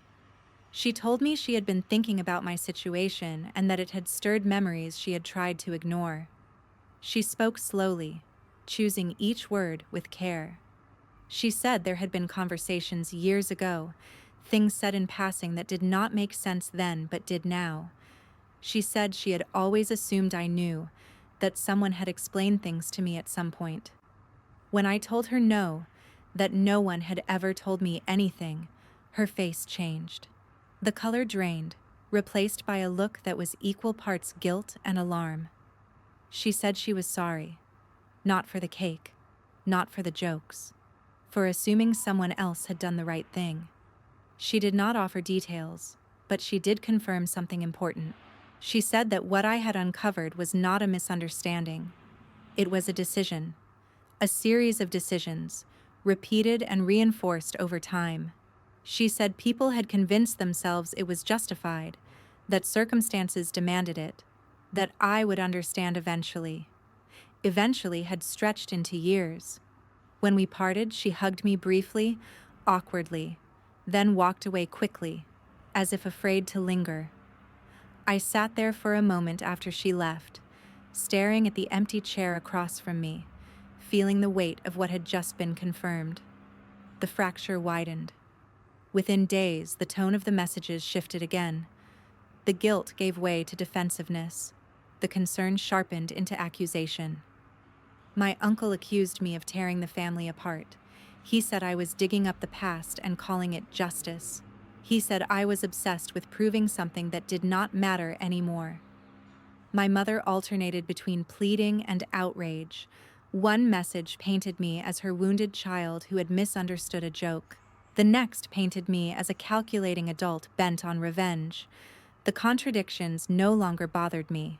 They told me exactly how disoriented they were.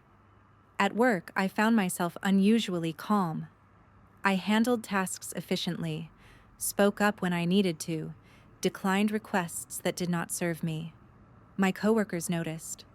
One commented that I seemed more grounded lately. I smiled and said I had been doing some thinking. At night, I organized my notes, cross-referencing dates and names, building a timeline that no one could talk their way around. The process was methodical, almost soothing. Each piece found its place. Each gap became more obvious. One evening, as I was sorting through documents, my phone rang again. It was my mother. I let it ring. When the voicemail notification appeared, I listened, not because I expected honesty, but because I wanted to hear the tone. She sounded frantic now, her words tumbling over each other. She said she was scared. She said she did not recognize me anymore. She said she did not understand why I was doing this. She said something else then, almost as an afterthought. She said people were asking questions. That was the first time she admitted it. Questions meant the narrative was slipping. Questions meant control was weakening. Questions meant the story could no longer be contained within the family. The realization did not make me gloat. It made me sad. I had spent so long wanting my family to see me clearly, to understand my worth without qualifiers. Now that clarity was arriving, but it was arriving through pressure, not compassion. I wondered briefly what it would have been like if the cake had never appeared, if I had continued to swallow small humiliations in exchange for proximity. How much longer the truth would have remained buried. The thought passed quickly. There was no going back to that version of myself. A few days later, my uncle attempted one last maneuver. He sent a message proposing a mediated conversation, someone neutral, someone trusted by the family. The offer might have sounded reasonable if it had come earlier, before threats and warnings, before the scramble to regain control. Now it felt like a delay tactic. I declined, politely and briefly, stating that any further communication should be documented. The response was immediate and furious. He accused me of being cold, of turning a family matter into a transaction. I did not reply. That night, I sat on my couch and watched the city lights flicker through my window. The noise of traffic hummed below, steady and indifferent. I thought about how many times I had mistaken endurance for strength, how often I had believed that tolerating harm made me mature, reasonable, good. I understood now that endurance without boundaries only teaches others how much you will accept. The next morning, I received confirmation that changed everything. A message from the woman who had first warned me, short and direct. She said the situation had reached a point where formal steps were being discussed. She said documents were being reviewed. She said the fear I had sensed was no longer hypothetical. She asked me if I was prepared for what came next. I stared at the message for a long moment before responding. Prepared was a strange word. It implied readiness, certainty, control. I did not feel any of those things. What I felt was resolve. I replied that I was not rushing, but I was not retreating either. When I set the phone down, I felt a calm settle over me that had nothing to do with confidence and everything to do with acceptance. The story had moved beyond private reckoning. It was entering a phase where actions would be weighed against records, not explanations. I knew there would be fallout. I knew relationships would fracture further. I knew I would be painted as the villain in some versions of this story. But I also knew something else. Something I had not known before. I was no longer carrying this alone. As the day unfolded, messages continued to arrive, but their urgency had changed. The frantic edge had dulled, replaced by caution. The threats softened into warnings, the pleas into silence. They were bracing now, not attacking. That night I slept deeply, not because I felt safe, but because I felt aligned. Whatever came next would be difficult, but it would be grounded in truth rather than performance. When I woke, I understood that the next step would not be mine alone to take, and that the quiet I had cultivated was about to give way to something far more public. I made coffee, stood by the window, and watched the morning settle into place, aware that the pause I was standing in would not last much longer, and that when it ended, nothing would return to the way it had been. The paperwork arrived in stages, not all at once, like weather rolling in from different directions. First came the confirmation that records had been requested, then notices that certain timelines were being reviewed. Each update was brief, factual, and stripped of emotion, which only made the impact sharper. There was no room in those messages for explanations or intentions, only actions and dates. I kept moving through my days with a steady routine, not because I felt untouched by what was happening, but because routine gave my body something familiar to hold on to. I woke at the same time. I made the same coffee. I went to work and did my job. In between, my phone buzzed with updates that slowly shifted the center of gravity away from my family's version of events. They felt it too. The first sign came from my mother. Her messages changed tone again, losing their earlier volatility and settling into something brittle. She wrote less often but said more when she did. Her words were careful, as if she were measuring each sentence against something unseen. She spoke about misunderstanding and regret, about how hard it was to live with things left unsaid. She still did not say sorry. My uncle went quiet for a stretch, which was more telling than anything he could have written. When he resurfaced, it was with formal language and an insistence on privacy. He warned me again about making things public. He suggested that once certain lines were crossed, they could not be uncrossed. I read his message twice and noticed how often he spoke about damage, but never about harm. At work, a colleague asked if everything was okay. I told her I was dealing with some family issues. She nodded with a sympathetic smile and said families can be complicated. I agreed. The understatement felt almost comforting. That evening, the woman who had been quietly supporting me reached out with a more detailed update. She explained that once records were requested, certain obligations kicked in automatically, that there were protocols that did not bend for family dynamics, that attempts to delay or obscure information often backfired. She asked if I had anyone with me when the next communication arrived. I told her I was fine on my own, and I meant it. The next communication did not come from my family. It came in the form of an envelope in my mailbox, thin and official, the kind that looks unremarkable until you hold it in your hands. I stood in the hallway of my building for a moment, the envelope resting against my palm, feeling the weight of it settle. Inside was a notice that formal review had begun. There was no drama in the language, no accusations, just confirmation that matters tied to my name were now being examined in a context that did not care about intent or family history. It felt strange to read something so neutral about something that had shaped my life for years. I brought the envelope upstairs and set it on my kitchen table, then sat across from it as if it were another person. My heart beat steadily, not racing, not slow, just present. I thought about the dinner again, about how public humiliation had been used as entertainment. I thought about how small I had been expected to feel. The contrast between that moment and this one was stark. Then, my worth had been measured in laughter. Now, it was being measured in records. The phone rang less after that. When it did ring, the calls were tentative. A relative I barely spoke to left a message asking if we could talk sometime. Another sent a text saying she hoped I was okay and that she had always admired my resilience. I recognized the shift immediately. People were adjusting their positions, preparing for outcomes they could no longer predict. One afternoon, my mother showed up at my door without warning. I saw her through the peephole first, standing too close, her posture stiff.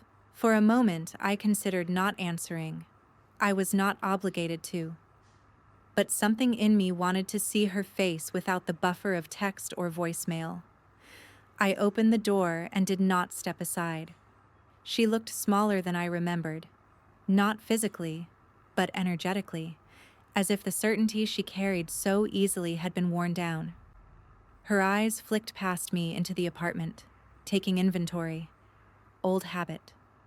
She said my name and stopped. The silence stretched between us, heavy and unyielding. Finally, she asked if we could talk. I told her we could talk there.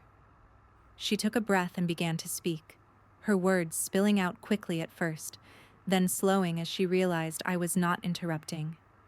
She spoke about fear, about sleepless nights, about not recognizing the situation anymore. She said she felt like things were spiraling beyond her control. Control. The word hung in the air. She said she never meant to hurt me. She said the dinner had been meant as a joke.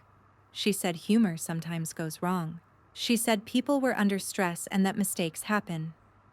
I listened, my expression neutral, my hands resting loosely at my sides. When she paused, waiting for a response, I asked her a single question. I asked her why. If it was a joke, she had never apologized. Her face tightened. She looked away for a moment, then back at me. She said apologies imply wrongdoing. She said she did not believe she had done anything wrong, only misunderstood. I nodded slowly. That answer clarified more than any argument could have. I told her that records were being reviewed. I told her that I would not interfere with the process. I told her that whatever happened next would be based on facts, not explanations. She reacted the way people do when they realize a conversation has moved beyond their influence. Her voice rose slightly. She accused me of punishing her. She said I was cold. She said family does not do this to each other. I did not raise my voice. I told her that family also does not humiliate one of its own for entertainment. That family does not make decisions about someone's life without their knowledge. That family does not demand silence as proof of loyalty. She stared at me as if seeing me for the first time. The version of me she had relied on was gone, and she did not know how to speak to the person standing in front of her. She left without another word. After the door closed, I leaned against it for a moment, my breath steady, my legs solid beneath me. There was sadness there, but it was clean, not tangled in guilt or doubt. I had spoken plainly. I had not performed or pleaded. That night, I slept deeply. The days that followed were marked by a strange calm. Updates continued to arrive, each one narrowing the space for interpretation. Dates were confirmed. Names matched. Patterns held. What had once been easy to dismiss as misunderstanding was now documented. My uncle attempted one last outreach, sending a message that framed the situation as an overreaction driven by hurt feelings. He urged me to reconsider before permanent damage was done. I did not respond. The woman who had guided me through this stage called to check in. She said the review was proceeding as expected. She said the consistency of the records mattered. She said patience was working in my favor. She also said something else. She said families often believe their internal rules override external ones, until they do not. That realization tends to be abrupt. I thanked her and hung up, sitting quietly for a moment afterward. The apartment felt calm, almost serene. Outside, traffic moved in steady streams, people going about their lives unaware of the quiet reckoning unfolding in mine. I thought about how much energy I had spent trying to be understood by people who benefited from misunderstanding me. How many times I had been told to let things go, to be the bigger person, to keep the peace. Peace, I realized, had always meant silence. That silence was gone now, replaced by something more durable. As evening settled in, I received a final message for the day, brief and restrained. It confirmed the next phase of the process.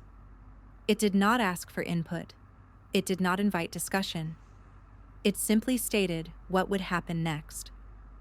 I set the phone down and walked to the window, watching the lights come on one by one in the buildings across the street.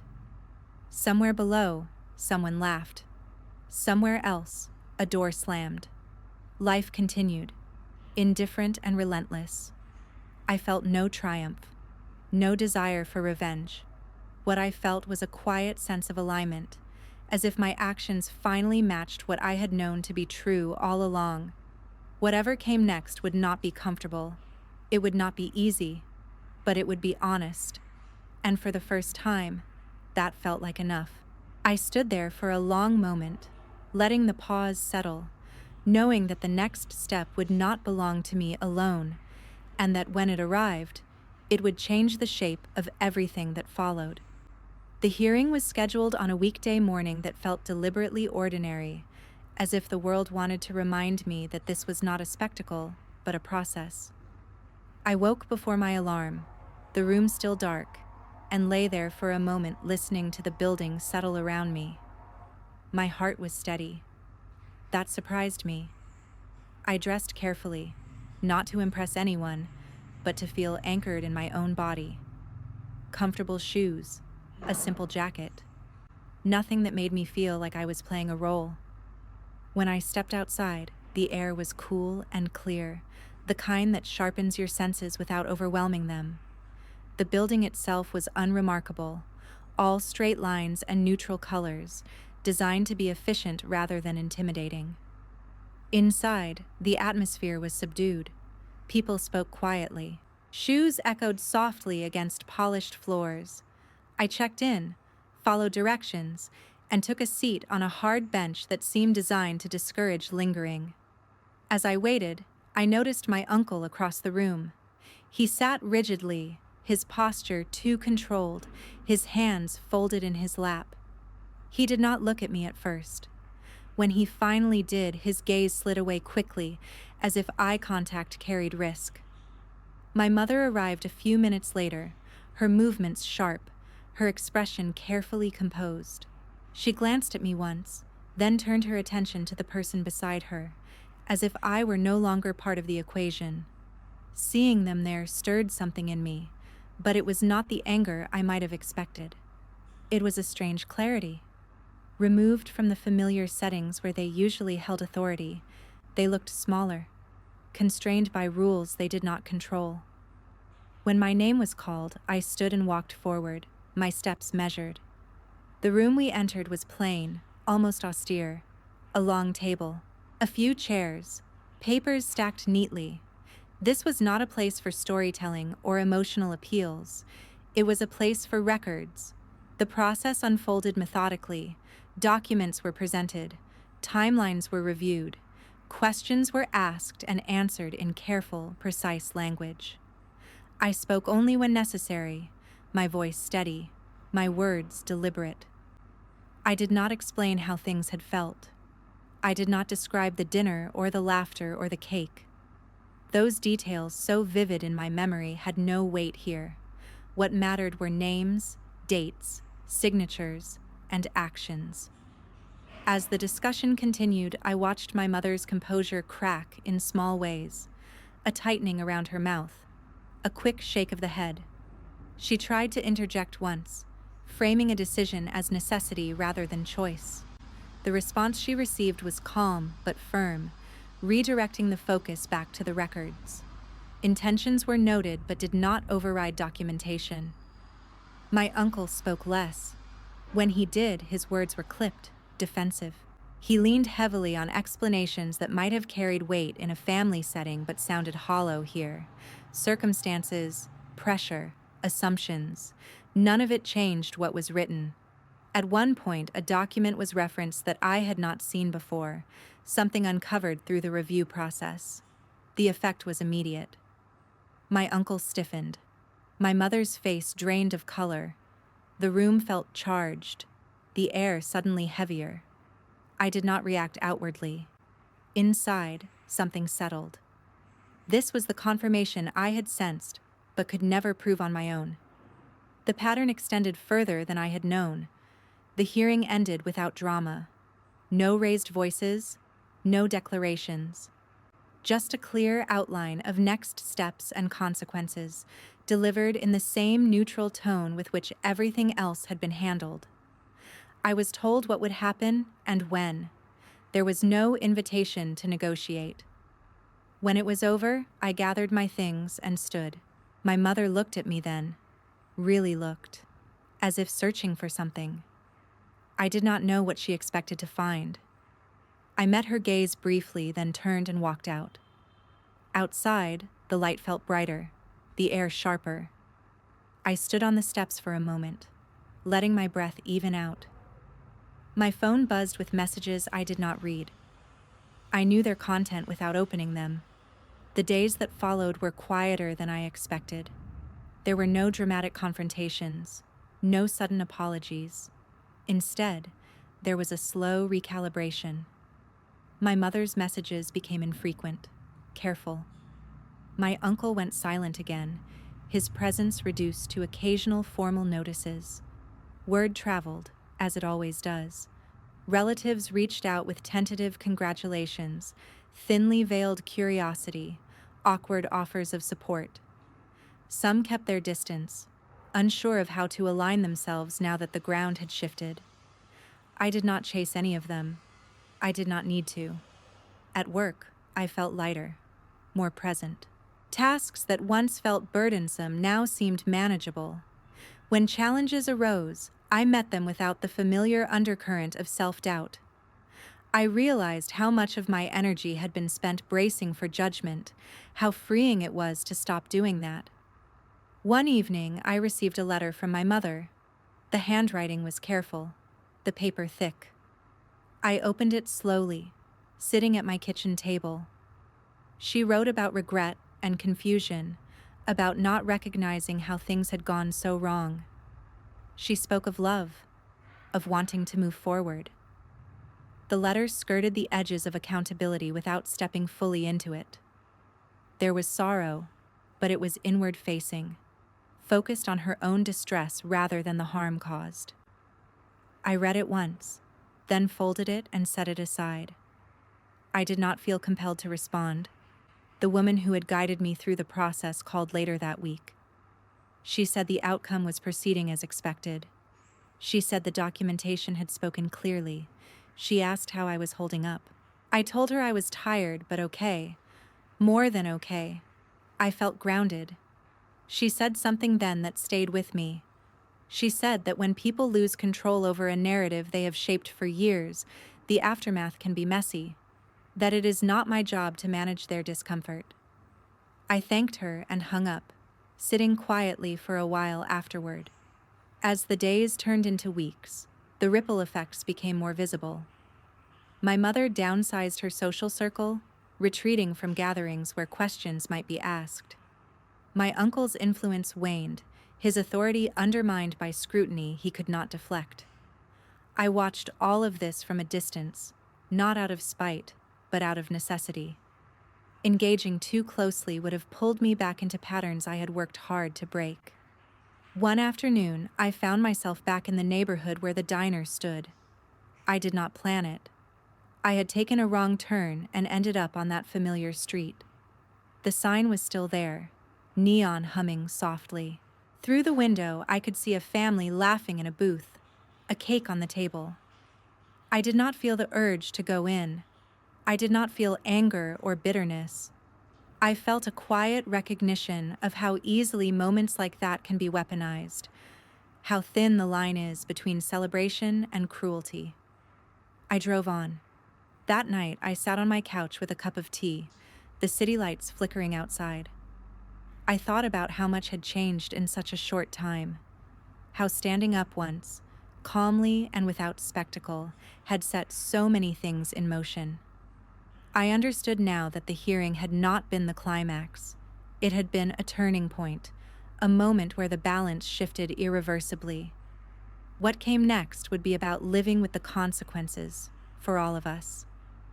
As I finished my tea, my phone buzzed with a notification confirming the next formal update. I read it, nodded to myself, and set the phone down.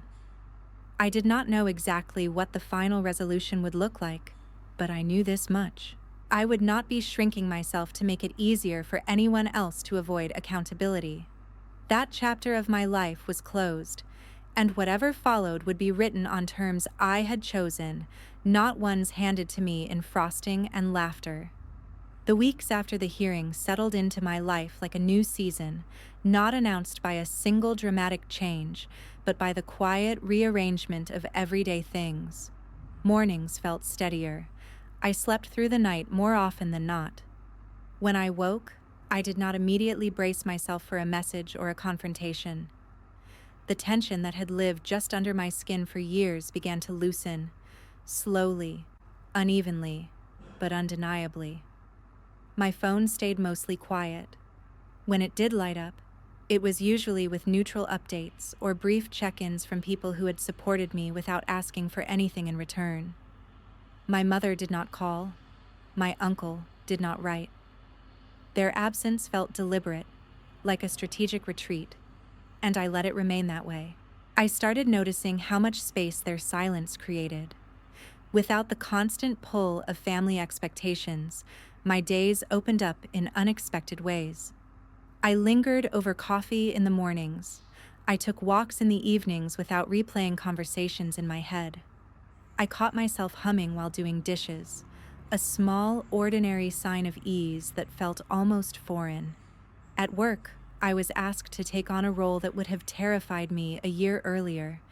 It involved visibility, decision-making, the kind of responsibility that once triggered a familiar chorus of self-doubt. This time, I listened to the proposal carefully and said yes, without apologizing for needing time or reassurance. The confidence surprised my colleagues and, if I was honest, surprised me too. One afternoon, as I was leaving the office, I ran into an older coworker who had always struck me as grounded, someone who had weathered her own storms quietly. She asked how I was doing, really doing, and I told her the truth, that things were complicated but clearer, that I felt lighter. She nodded and said something that stayed with me. She said clarity often feels like loss at first, because it forces you to give up the hope that things will magically become what you needed them to be. But once that hope is gone, you can finally build something real. That evening, I sat with that thought as I cooked dinner, chopping vegetables slowly, deliberately. The rhythm of it felt meditative. I realized how long I had been holding on to the idea that one day my family would see me differently, that they would recognize my worth without qualifiers or jokes. Letting go of that hope was painful, but it was also freeing. A few days later, I received another letter from my mother. This one was shorter. The tone was subdued, almost cautious. She wrote that she was trying to understand how things had reached this point. She said she missed me. She asked if there might be a way to talk soon. I read the letter twice, then folded it and placed it back in the envelope. I did not feel anger. I did not feel guilt. What I felt was a clear boundary settling into place. Missing someone does not undo harm. Wanting to talk does not automatically earn access. I put the letter away and went for a walk. As autumn deepened, the city changed around me. Leaves gathered along the sidewalks. The air turned crisp. People bundled up in scarves and jackets. I found comfort in the predictability of the season, in the way change could be both visible and manageable.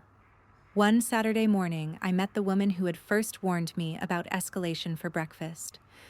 We chose a quiet place with simple food and no rush. She looked relieved when she saw me, her shoulders relaxing as we hugged. Over coffee, she told me how the situation looked from her side now. The family dynamics had shifted in ways that were still settling. Some people were angry, some were embarrassed, some were quietly reassessing their own choices. She said my mother had withdrawn from certain circles, preferring smaller gatherings where questions would not be asked. She said my uncle's influence had diminished, his authority no longer unquestioned. I listened without satisfaction or regret. These were consequences, not victories. She asked me how I was feeling about everything. I took a moment to answer honestly. I told her that some days were still heavy, that grief came in waves, unexpected and sharp. I told her that other days felt peaceful in a way I had not known before. I said I was learning to trust that peace. She smiled and said that sounded like healing, even if it did not always feel like it. Later that week, my cousin called, the one who had spoken to me honestly early on. She wanted to check in, to see how I was holding up. We talked about ordinary things for a while, work and weather and small annoyances, before the conversation naturally drifted back to family. She admitted that the past months had forced her to look at things she had ignored, patterns she had accepted as normal. She said watching me refuse to back down had been uncomfortable, but also clarifying. It had given her permission to question things in her own life. Hearing that stirred something warm and bittersweet in me. Change rarely happens in isolation. It ripples outward, touching places you cannot predict. As winter approached, I made small changes to my space. I rearranged furniture. I cleared out boxes I had been dragging from apartment to apartment for years. I hung a new piece of art on the wall, something simple and calming. Each adjustment felt like a quiet declaration that this life, this space, was mine. One evening, as I was sorting through old papers, I came across a birthday card from years ago. My mother's handwriting was cheerful, affectionate. I sat with it for a moment, feeling the familiar ache of contradiction. Love and harm intertwined so tightly they were hard to separate. I did not tear the card up. I did not keep it either.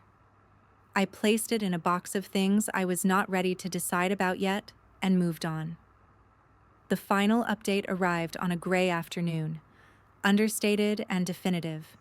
The process had concluded. The outcomes were outlined clearly. There was nothing left to contest, nothing left to reinterpret. I read the message carefully, then closed my phone and sat quietly for a long time. I expected to feel triumph. I expected to feel vindicated. What I felt instead was a deep, steady calm. The matter was resolved, at least on paper. The larger work, I knew, would continue in less visible ways. Trust does not regenerate on command. Distance does not erase history. But clarity had done what it needed to do.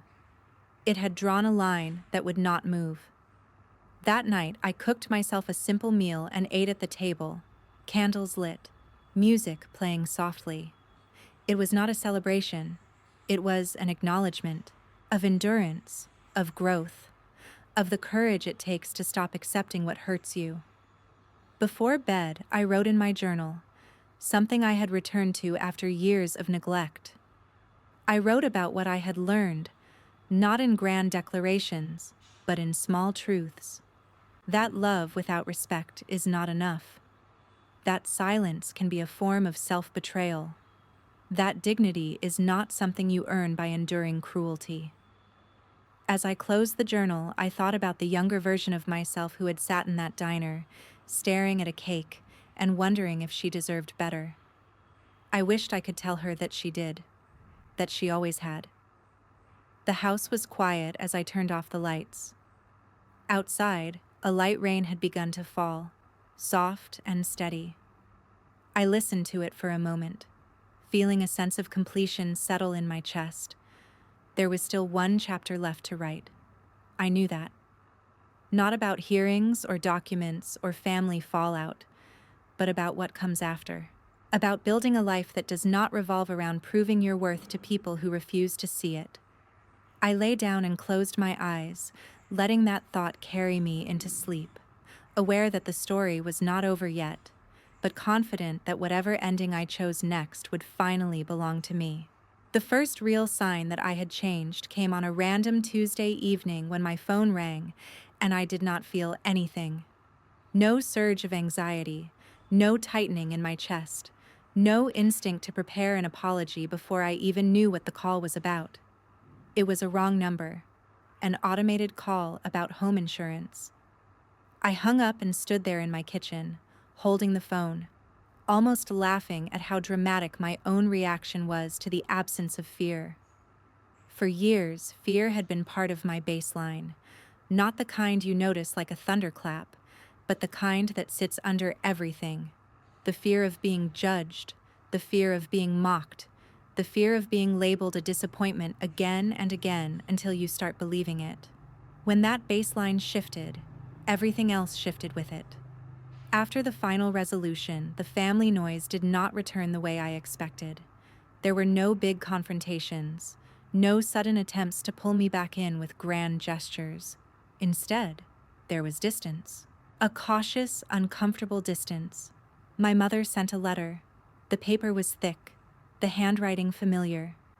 She wrote about love, about wanting to heal, about how she never intended for things to go this far. She wrote that she missed me. She wrote that she hoped I could forgive her. There was one line that stood out. She wrote that families should not keep score. I stared at that line and felt a quiet sadness settle. Not because she wrote it, but because she still did not understand the difference between keeping score and keeping boundaries. I was not tallying, I was protecting myself. I folded the letter and put it away. I did not throw it out in anger. I did not frame it like a trophy.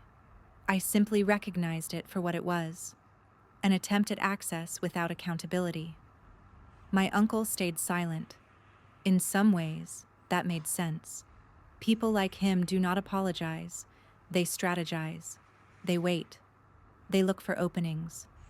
I did not provide one. In the months that followed, I heard about small changes. My mother stopped hosting big gatherings. My uncle stopped offering advice at family events like he owned the room. People whispered. People avoided the topic. Some relatives reached out with awkward kindness, others with cold distance. I let it all happen without managing it. That was one of the hardest lessons. You cannot heal and still be the family's emotional caretaker. You cannot set boundaries and also control how everyone reacts to them. So I stopped trying. I poured my energy into my own life. I took a new role at work and discovered I liked being relied on in a healthy way. I started cooking more, not elaborate meals, just steady, nourishing ones. I made my apartment feel like a place I wanted to come home to. I spent time with people who made me feel seen without requiring me to perform. I also started paying attention to my own voice. For years, my inner voice sounded like my family, critical, suspicious, quick to label me dramatic, quick to question whether I deserved what I wanted. That voice did not disappear overnight. It showed up in small moments, like when I made a mistake at work or forgot to return a text. The old script would whisper that I was failing, that I was behind, that I was proving them right. Now I answered that voice differently. I told myself I was human. I told myself mistakes are not identity. I told myself I was allowed to learn, to grow, to take time. I did not realize how radical that was until I began to feel the difference in my body. Less tension, less flinching, more steady breath. One evening, I walked through a park and passed an older couple sitting on a bench. The woman leaned into the man's shoulder, both of them quiet and comfortable. I felt something in my chest soften. Not envy exactly, but recognition. Peace is not the absence of conflict. It is the presence of safety. I thought about all the times I had called family gatherings normal even when they left me feeling small. I thought about how many women, especially older women, are expected to absorb discomfort for the sake of tradition. How many are told to keep smiling, keep showing up, keep forgiving. I understood now why so many women reach a certain age and suddenly stop caring about what people think. It is not bitterness, it is clarity. A few months later, I passed the diner again, the neon glowing as the sun set. For a moment, I saw it all in my mind. The cake, the phones held up, the laughter, my mother clapping like she had won something. Then I saw the part that mattered most. I saw myself standing up calmly, taking my bag, leaving. I did not feel anger. I felt pride, not loud pride, but the quiet kind that sits deep in your chest. The next birthday I had, I celebrated in a way that felt honest. I invited a few people I trusted. We ate good food. We talked about real things. No one teased me. No one tested my limits. No one waited for me to react so they could film it or laugh about it later. When the cake came out, it was simple, and the message was kind.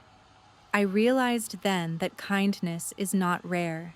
It is just absent in places where cruelty has been normalized. If you take anything from my story, I hope it is this. You do not have to accept humiliation because someone calls it a joke. You do not have to keep showing up to spaces where your pain is entertainment. You do not owe access to people who refuse accountability. You can love someone and still choose distance. You can miss someone and still protect yourself. You can grieve what you deserved and still build something better.